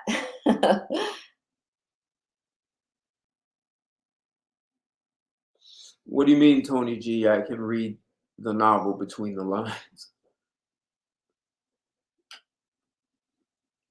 You mean you can read the story that women make up in their head? Cat. Hey, Myth Twist. I know I'm supposed to know. I've heard guys say he's capping or she's capping, but I don't really fully comprehend that. Neither does Ellen. So, what does that mean?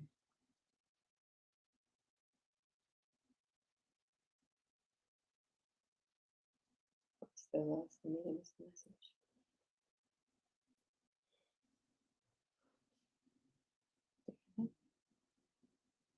The medium is the message. Like the person channeling information to you.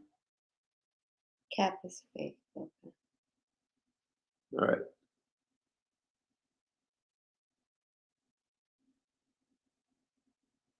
Hey, country boy, she is feminine. She's girly. All right, well, let me see your nails. What? Her nails are short now, but her hair is short too. What is he insinuating? She's feminine. She's for me that's always I like women who are feminine. Some may say petite. So she is that. She's and at the same time she has had influence from other people. So He asked the question. you, you do it like this with your finger. Country boy had asked. No,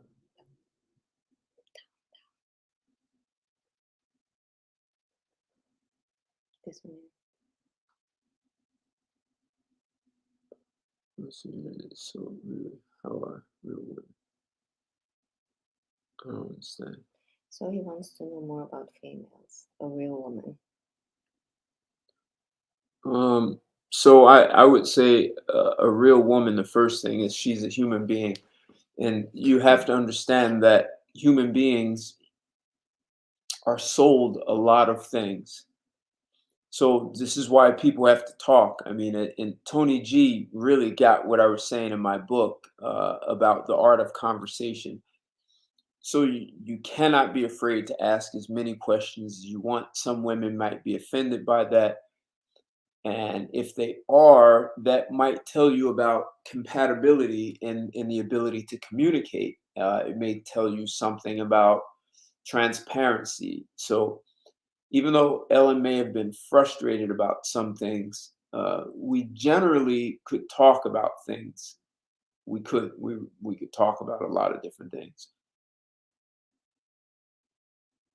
And perhaps part of it is that I there was some level of this is not the best word, but there was some level of forcefulness, right? So there was a firm stand on my part, like this is how communication happens.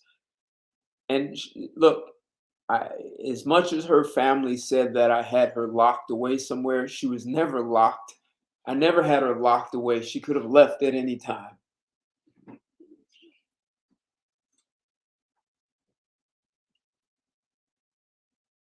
So wait, okay, so cap is fake or false. What were you saying? That she was capping? What was false? Her, Ellen? No, probably the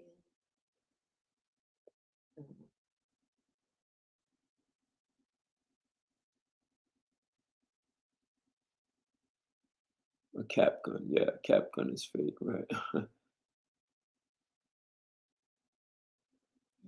this. Tony G, actually, you're right on. Everyone's right on point. So, really, what we're talking about is taming a woman. All of this is about taming. Uh, Someone asked me a couple of months ago if I could do a topic, if I could talk about. Someone asked me if I could talk about how do you strip a woman down. So, how do you strip a woman down so that you can actually deal with her instead of all the stuff that society like imposed through on her, like all the things that society tells her she has to be with a man, like don't let him control you. So don't let him control you is could also be a way of saying you have to fight for everything. And a lot of women do, they do have this, let's say, feeling that they want to go along with the man, except they have to put up a fight first. And so that belief gets in the way a lot. And a lot of guys are like, I don't want to play this drama. So I'm saying don't be afraid to strip it all down. So all that's left is her.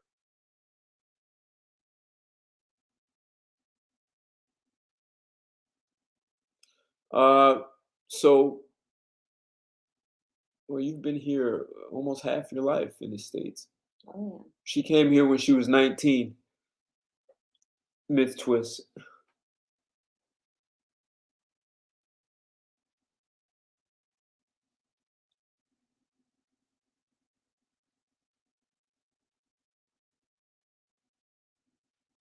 Hey, yep, and big exclusive. I said that I'm not dating your family or your friends.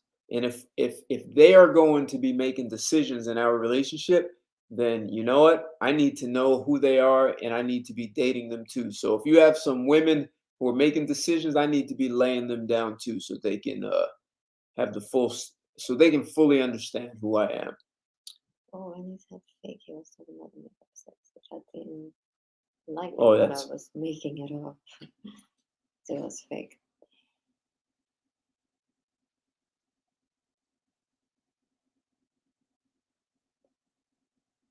you think that she did want makeup sex? No, no, no, that I was just faking it. By Oh, the end, having makeup sex, you would fake it because you don't want to have it. Is that what you yeah, mean? Oh, that's okay. what he meant. All right.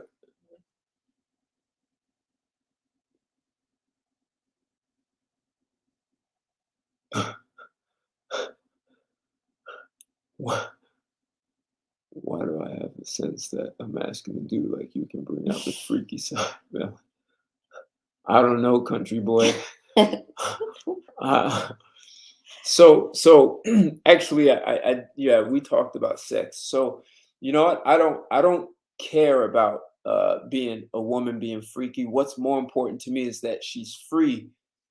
That is the most important. So if you strip her down, then she really has nothing left except to be the like authentic self, and that's freedom. Your authentic self for every human being is freedom. And with that freedom, there are lots of things that can happen. So it's not about being freaky or not freaky, but if you can be free and allow for the intimacy, I mean, sex is the most intimate thing people can do together. So that to me is that intimacy, that freedom to be able to express herself is way more important to me. And if you let a woman be free in and out of bed, you'll be surprised how much she's willing to express with you.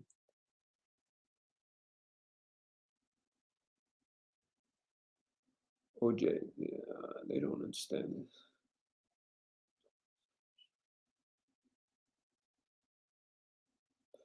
Hey, OJ, you actually do bring up a good point about women in their 20s. Um, you, yeah, because a lot of times women in their 20s believe that they shouldn't have to tell you their needs, they shouldn't have to communicate, that they're still into this fairy tale. That becomes a really big challenge, and they haven't fully seen how many of the lies they were told don't work. So there's a level of firmness that you need, and as a man you cannot be shy about providing guidance and direction. Never let a woman or anyone else make you feel that you're being overbearing or controlling.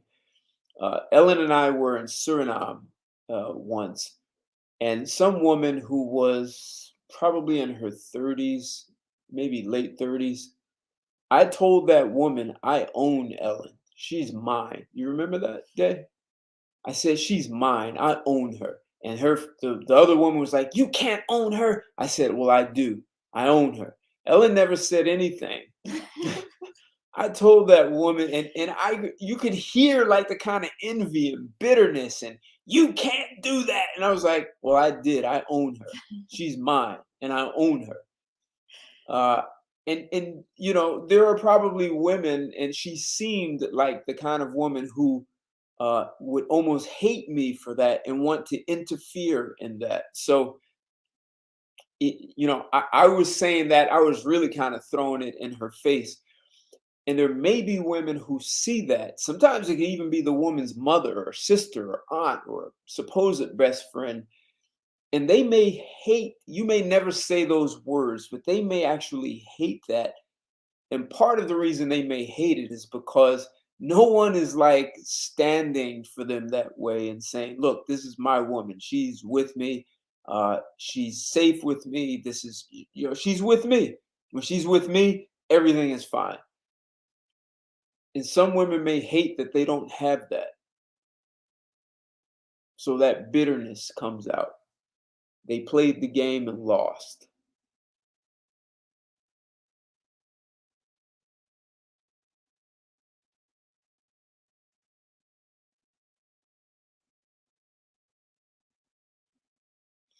Hey, country boy, I hope I answered. Freedom is important. Yep, yep. Firm stewardship, Tony G. Absolutely. And men really do look out for the what's in the best interest of the whole. That's why communities thrive, because men are looking out for everyone. Even though they know their family is that's their commitment, what they want community so their families can be safe in the community.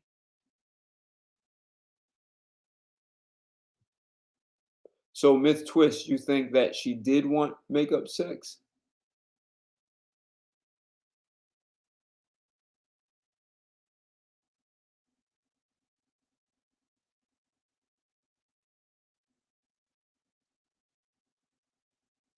So Tony G, if you ask most women, will you allow me to strip you down? Either they're going to think this is you're just like that's almost like a clown act. Like that's never going to happen. You can't strip me. I'm this, I'm tough, I'm strong, independent. All that stuff. or they're going to be against it. Like, you're just trying to change me so you can control me.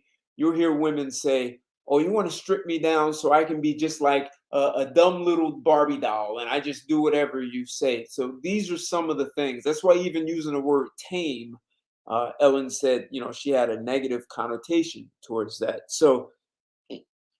Um, so I'm saying that to say there probably aren't too many women who are going to initially uh, give you consent for that. So there is some level of power that a man needs to display with that. There's this masculine power that you never back down.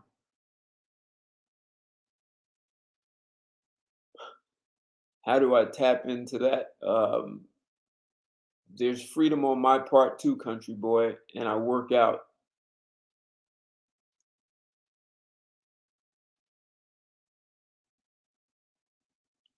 Hey man, yep, OJ, good one. People, right? So that's why sometimes when you outgrow your environment, you have to be.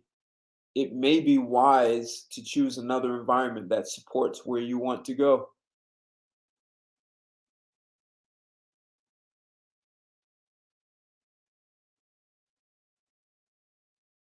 Yep, social circles, right? Yep, Miss Twist, yeah. No friends, less influence. But she still has a mother, though. I've seen that happen.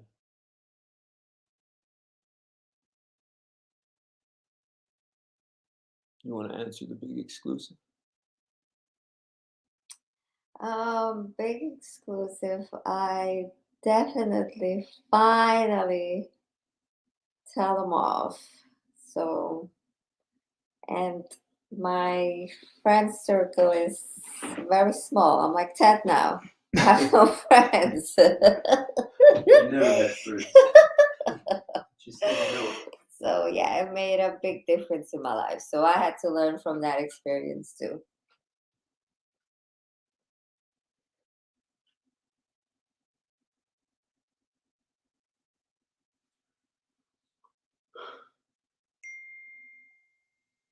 There is a slogan. I hate to use slogans. There's a slogans that men need. And so when you talk about consensual, there's this slogan: "Me man, you woman, me man, you woman." And there's nothing any woman can do about that ever.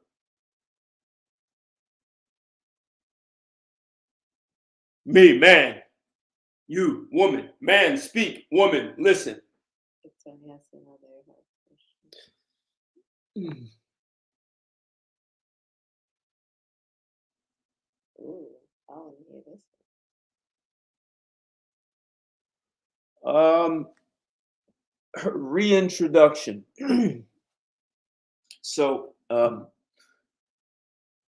I think about a year after I ended it, she asked me once, "Why don't you call me?" And I asked her to talk about what. Like, there was nothing for us to discuss. People make decisions, and it's unfortunate you have to live with the decisions you make. Um, but finally, after let's see, I guess it was about 8 years. So relationship ended in 2012. And I think it was last year she called me on Facebook. I actually thought it was an accident. I almost didn't answer the video. And she called and she was either crying or almost crying. And she was like, I see it now. I understand. And she had some other people around her life.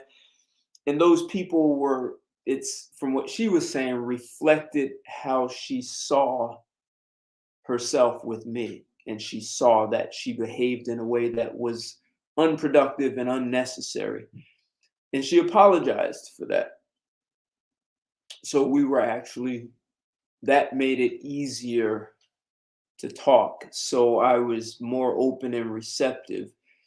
and then she would ask me what I was eating, and she said she would come over and cook for me. Or am I making that up?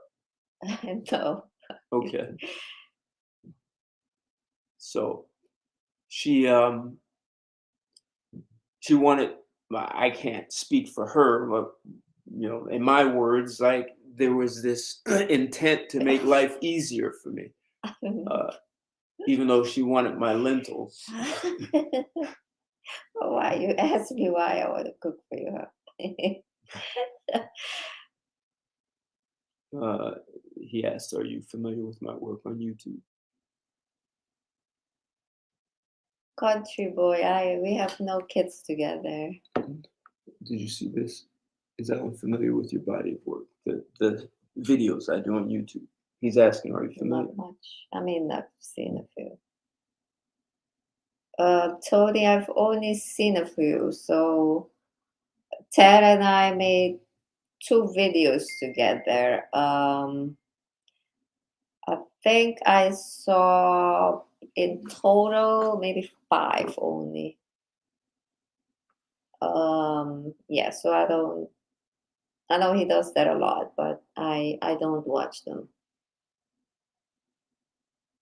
She doesn't have time for my stuff. I actually don't get them. I don't get any updates on you on Facebook. And I'm not on Instagram, so Oh,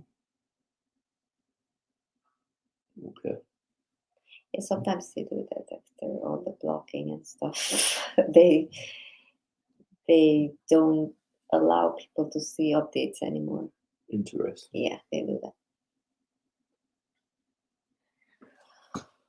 Tony, I did. I think I knew about the book Wait, hold it. before. He read the book too. Yeah, so I knew about the book before it was finished. And my first question was if he wrote about me. So I finally read it. Yes.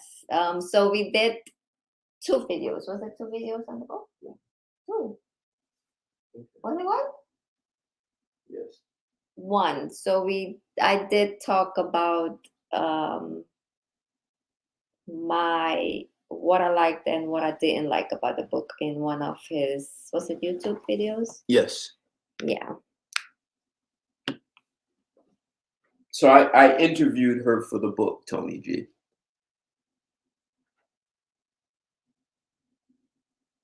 Country boy like that. Hit black and white. I'm not sure what you mean, country boy. Oh, I look like that. Well, thank you. I don't know you. Again, I'm flattered, but I'm in another relationship, so yeah. Thank you though.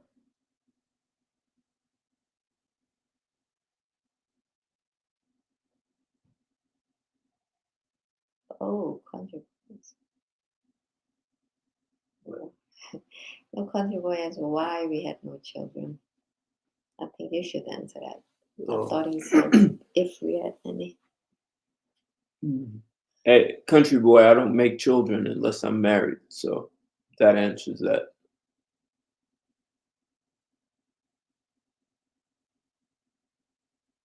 Yes, a big exclusive. He confirmed that. Yep, yep. Um, yeah, I think sometimes they don't like all the topics I discuss.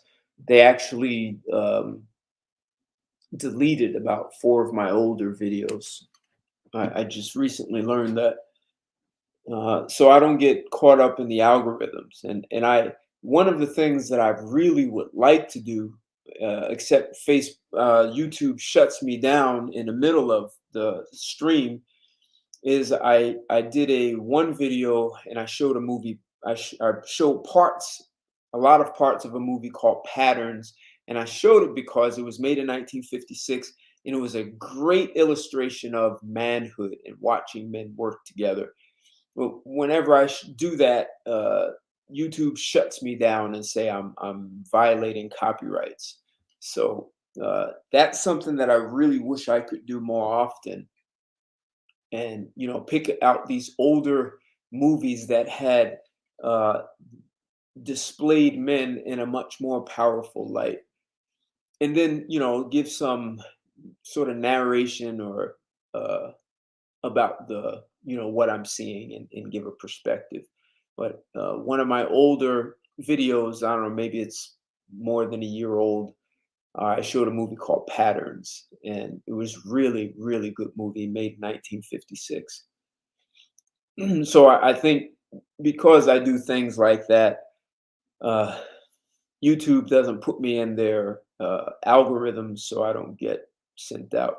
But also the big exclusive, make sure you're clicked on the bell to make sure you get my um, updates or notifications, because I think they also unsubscribe people.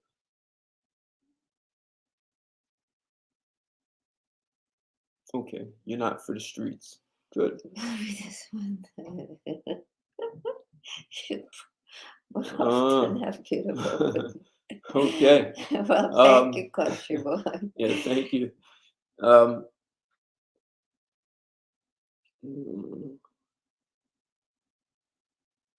yeah, I don't. This is why I say to you guys, not all women are for the streets.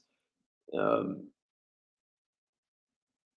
and I know this past Sunday, there have been controversy or back and forth debates between myself and other men when I say that not all women are for the streets, and uh, I've said that there are women that will cooperate, but there's also a role that men have to play. So that was the reason for this. I mean, I uh, look at the title of this video. Do you know how to tame women? Hell, YouTube probably has a problem with that. They probably wouldn't even let me uh, throw this out. Maybe they think I'm talking about sex trafficking or something like that. So YouTube probably doesn't like the topics that I cover sometimes.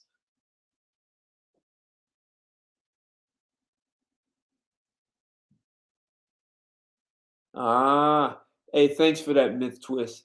If you guys didn't read this, it says when you click the bell, you have to choose all because by default it sets it to recommended.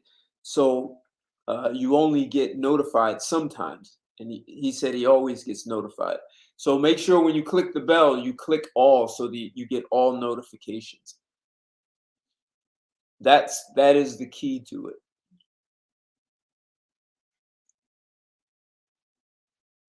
So any final words of wisdom, Ellen, that you like to share with people? How to tame a I guess taming, it's a little bit strong. It's a strong word, but um,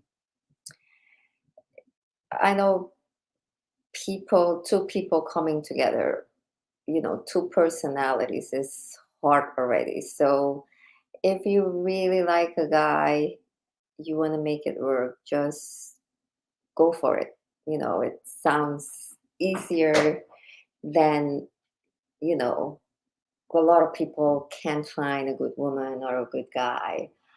And in my case, I couldn't see, how good Ted was. So I ended up losing him. But I don't know, if you have a gut feeling, just go for it. Like I said earlier, don't listen to third parties. That's the worst. I had to learn from that. But, you know, just follow your heart. Follow your heart.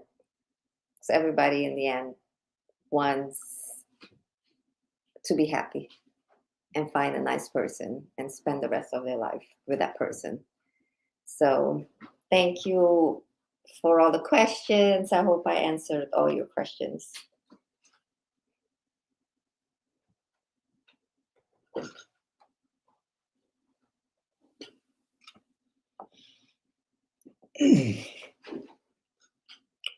Never, guys, ever be afraid to tame a woman. Oh. Post them where? Together. Actually, there is a video. The video. There is The a album. video. There is. Photo album. Show them now. Oh, okay. Do you have it here? No. You moved the album? I forgot where I put it. I think you moved it. No, I think you have it. no, it's not there. So you moved it. What back there? Down there? Yeah, there's one down there.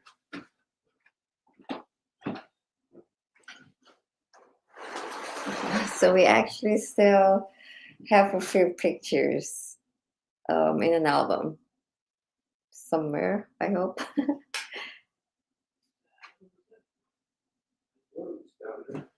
You moved it. I think the last time you had them in here.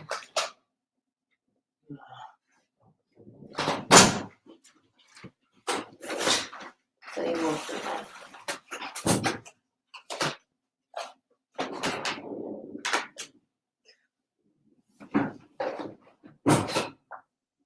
What did you move into?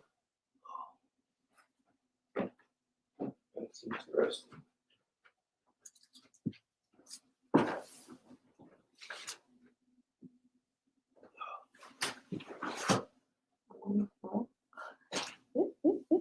Oh, here. What's in here?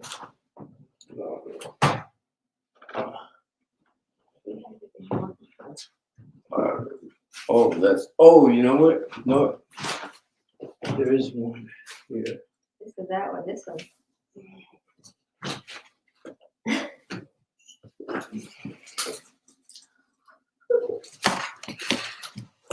So that's the other boat. Oh, look at that one.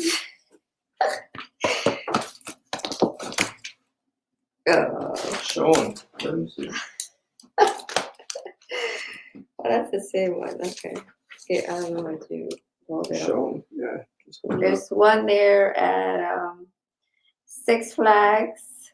What year was that? Probably 2009. There's a happy us together there. He had surprised me. I don't like surprises. We're on a boat. Yeah, it was, what was it, around It was your birthday.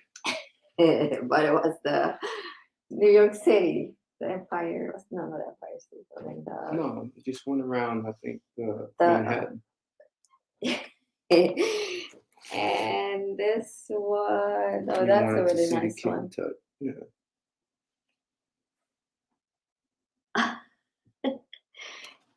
And what's that here?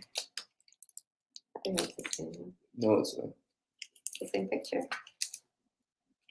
Same picture, different background. Oh. So that's that. Was that good enough, Khalil? He said you hit all the pictures. He threw them out.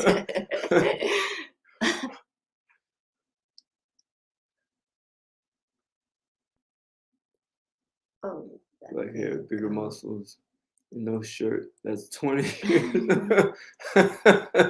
He said 2000. That's funny, big But exclusive. go up. He said, big exclusive said I should come over.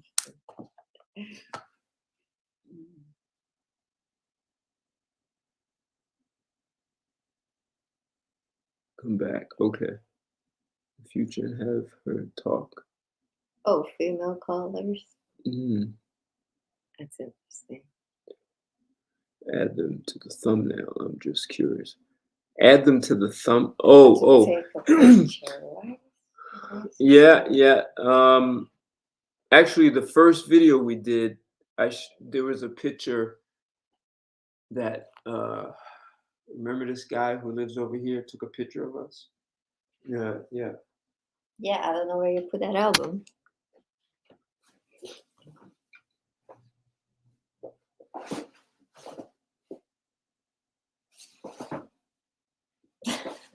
He threw away that I- album. I hid them from myself.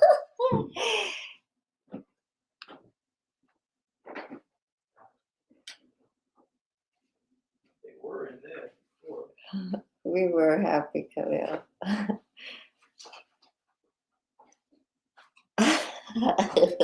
Wait, that Comfrey's what? What? Country boy. He said he wish he was to your place. Why? I'll change places with you only for 24 hours. Only 24 hours, country boy. That's Tony G. Wait, who said that? Oh, Country Boy. Okay. Just imagine. Hey, I still got something. Come on, man.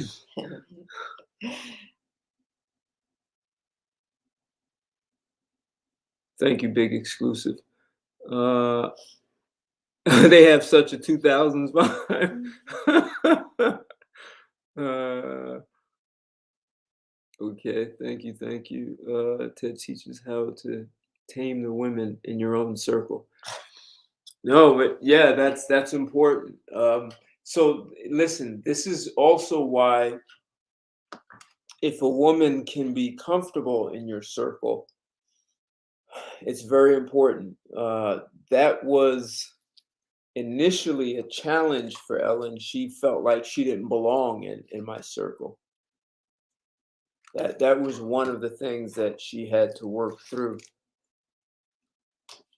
So when this could be a man or a woman, if a man or a woman feels like they don't belong in the other person's circle, they could technically sabotage things because they feel like they don't belong, and any day you're going to get rid of them because they feel like they don't belong with you.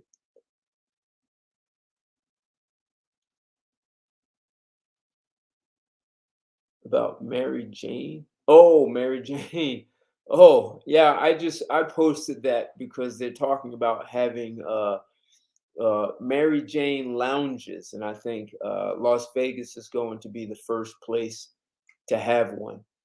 So you know, I was just thinking from an investment perspective, that might be something to look at. I'm looking at that from a business perspective.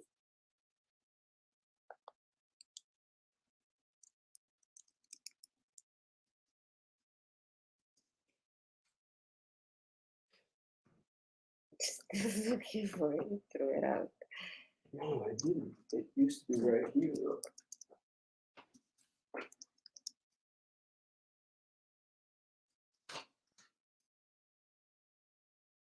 Oh,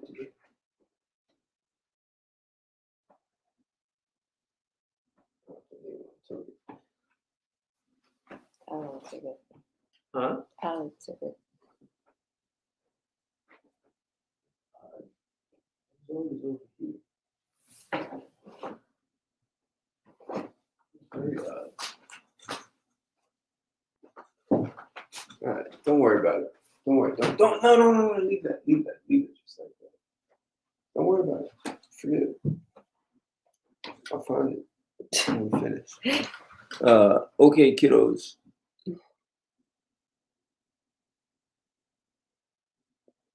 Investments. I think. Really, mutual funds. I didn't know they were allowing this. Mutual funds.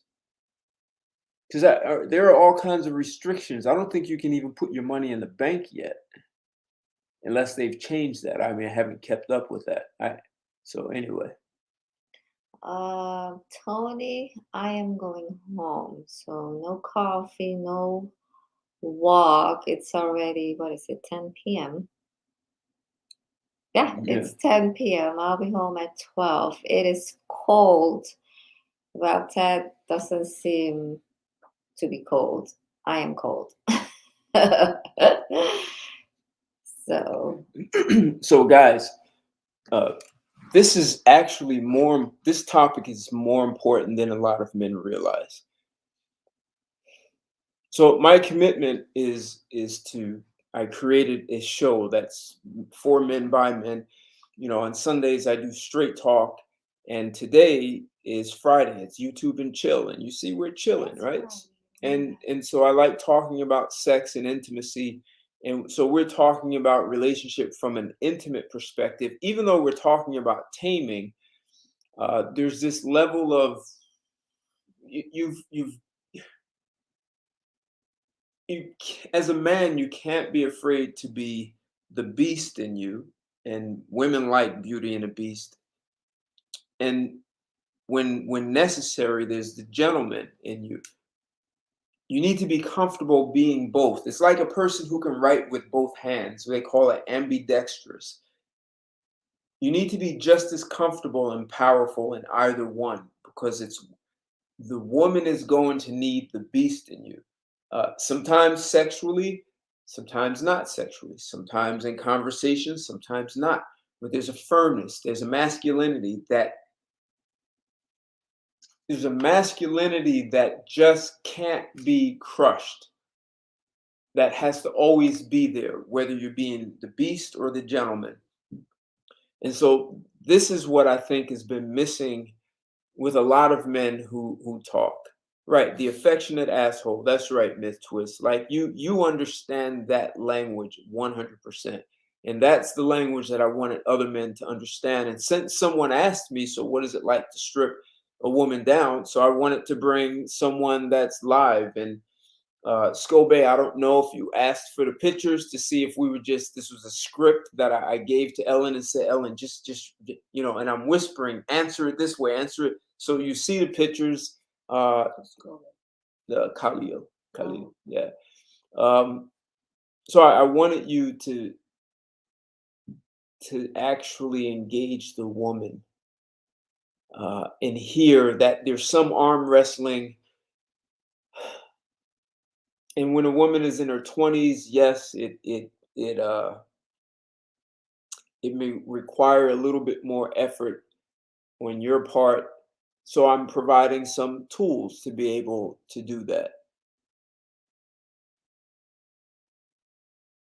I think just the biggest problem, especially in the US, and it could be anywhere in the country, women are concerned about being controlled by a man.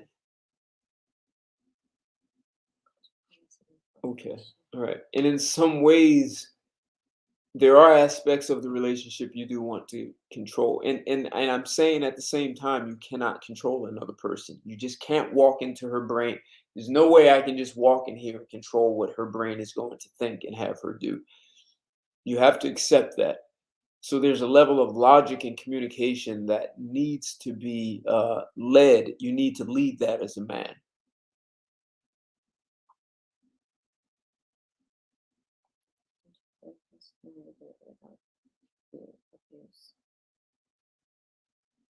Well, that's what this whole live stream has been about, country boy. Not once did you hear me talking about how, I mean, I made a joke about Iron Fist, but that's more of a mindset.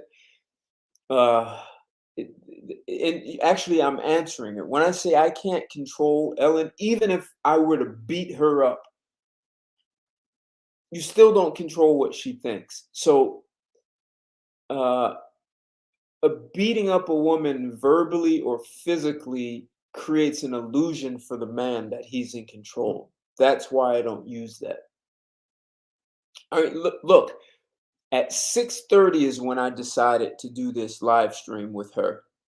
I asked her at 6:30. So maybe I decided at 6:15. I thought about how I wanted to do this.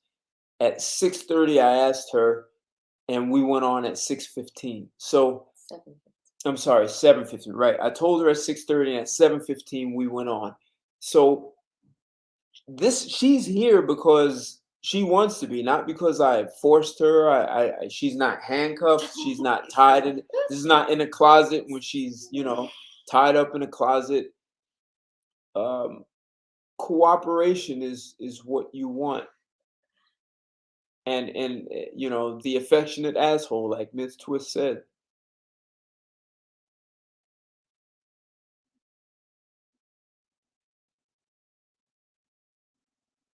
Hmm, that's a good question by Country Boy. Did you see his question? Oh, I just saw it now. Illness and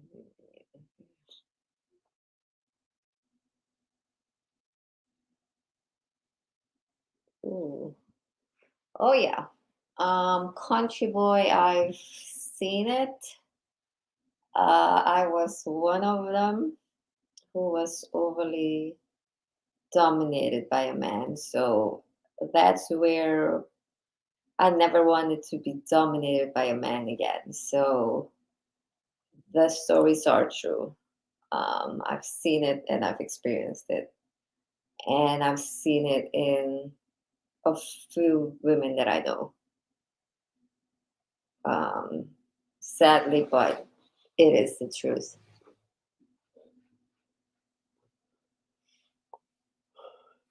You got to summon Ted Santos energy.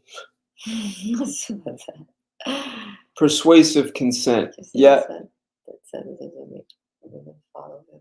yeah, yeah. So you know what? This is why I say conflict resolution is really important to have, because as Ellen was telling you, she was frustrated, she resisted, she would fight.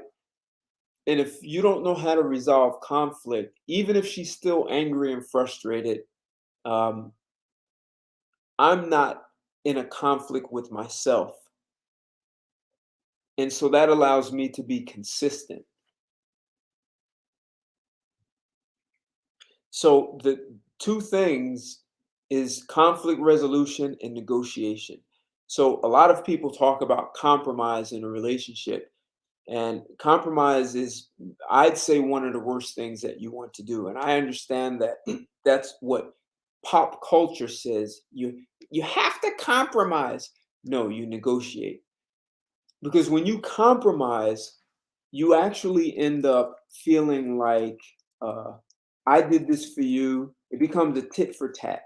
I compromised for you, so now you owe me, and you have to compromise for me. So it's better. See, if you negotiate, it forces conversation. The requirement for negotiation is clear communication.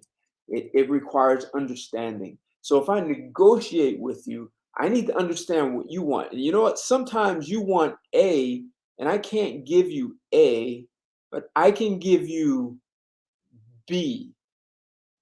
And B gives you the same thing you wanted to accomplish from A. But that requires communication, effective communication, questions, and understanding, like, the Socratic approach. So before you jump to conclusions, asking questions is important as part of negotiation. So yes, persuasion, negotiation, conflict resolution, all critical.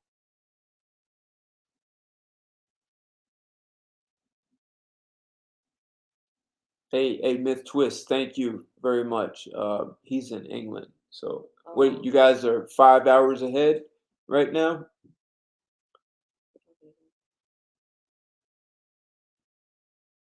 Appreciate it. Love when you join, Myth Twist.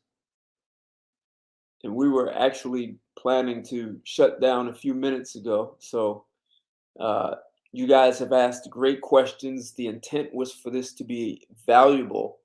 Uh, and I know a lot of times, maybe some guys get, either you think I'm just talking trash, yeah, me, man, you can do it. You tell, so I needed to bring a woman who actually knows what it's like to live with me. And she could tell you, you could ask her questions and she could answer you honestly. So uh, my intent was for you to see the authenticity in myself, the suggestions I make, so you have a better idea as to where I'm coming from. So, guys, I appreciate your support. Thank you for the super chat.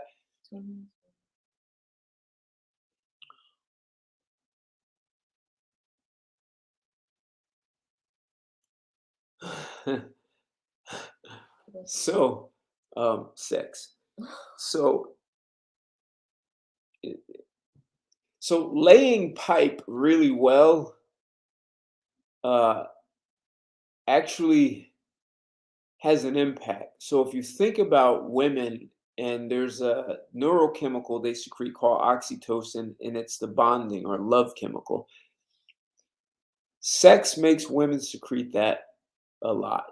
But you have to also get back to what I said about sex starting before you get into the bedroom. And that's so that affection and conversation and doing things together, um, trying new things, new foods, all of those things support the bonding and her secreting this biochemical, which is oxytocin, which supports her having a greater desire to want to have sex with you. Um, so yes, talk, listen, negotiate. Will she be willing? And sex is the most intimate communication. You also want to be able to talk intimately. And intimate conversations do not necessarily mean talking about sex. Sometimes talking about the tough things, uh, things that she doesn't like, or like she just told you she was in a relationship where the guy was very domineering. For her to be able to talk to me about that creates a level of intimacy and understanding. So you need to be able to have those conversations also. That helps you as a man to understand where some of her mental barriers and fears may be. And so you have to be aware of that so you better know how to navigate the relationship.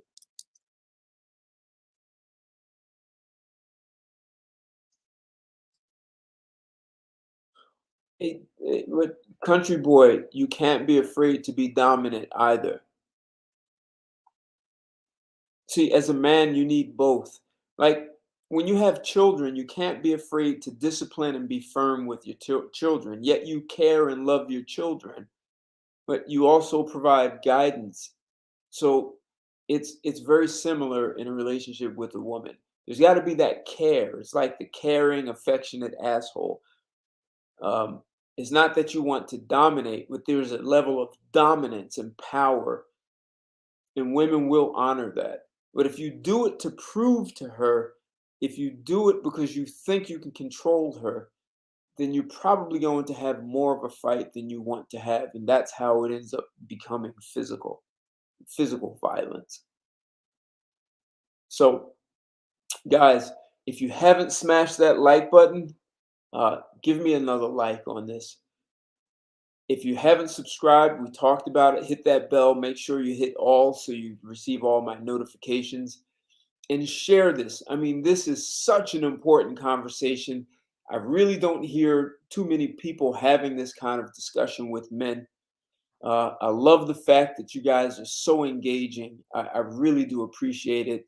And Ellen, I thank Ellen for doing this on such short notice. She had no clue that she was walking into this. Neither did I. And I thank you guys for being respectful and asking some really good, insightful questions um, that can create entirely new possibilities.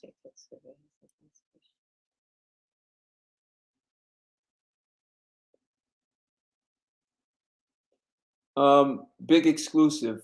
Would you say I'm laid back, Ellen? No. Really? Okay. A lot of people think I'm laid back, but I guess if you live with me, you don't see that.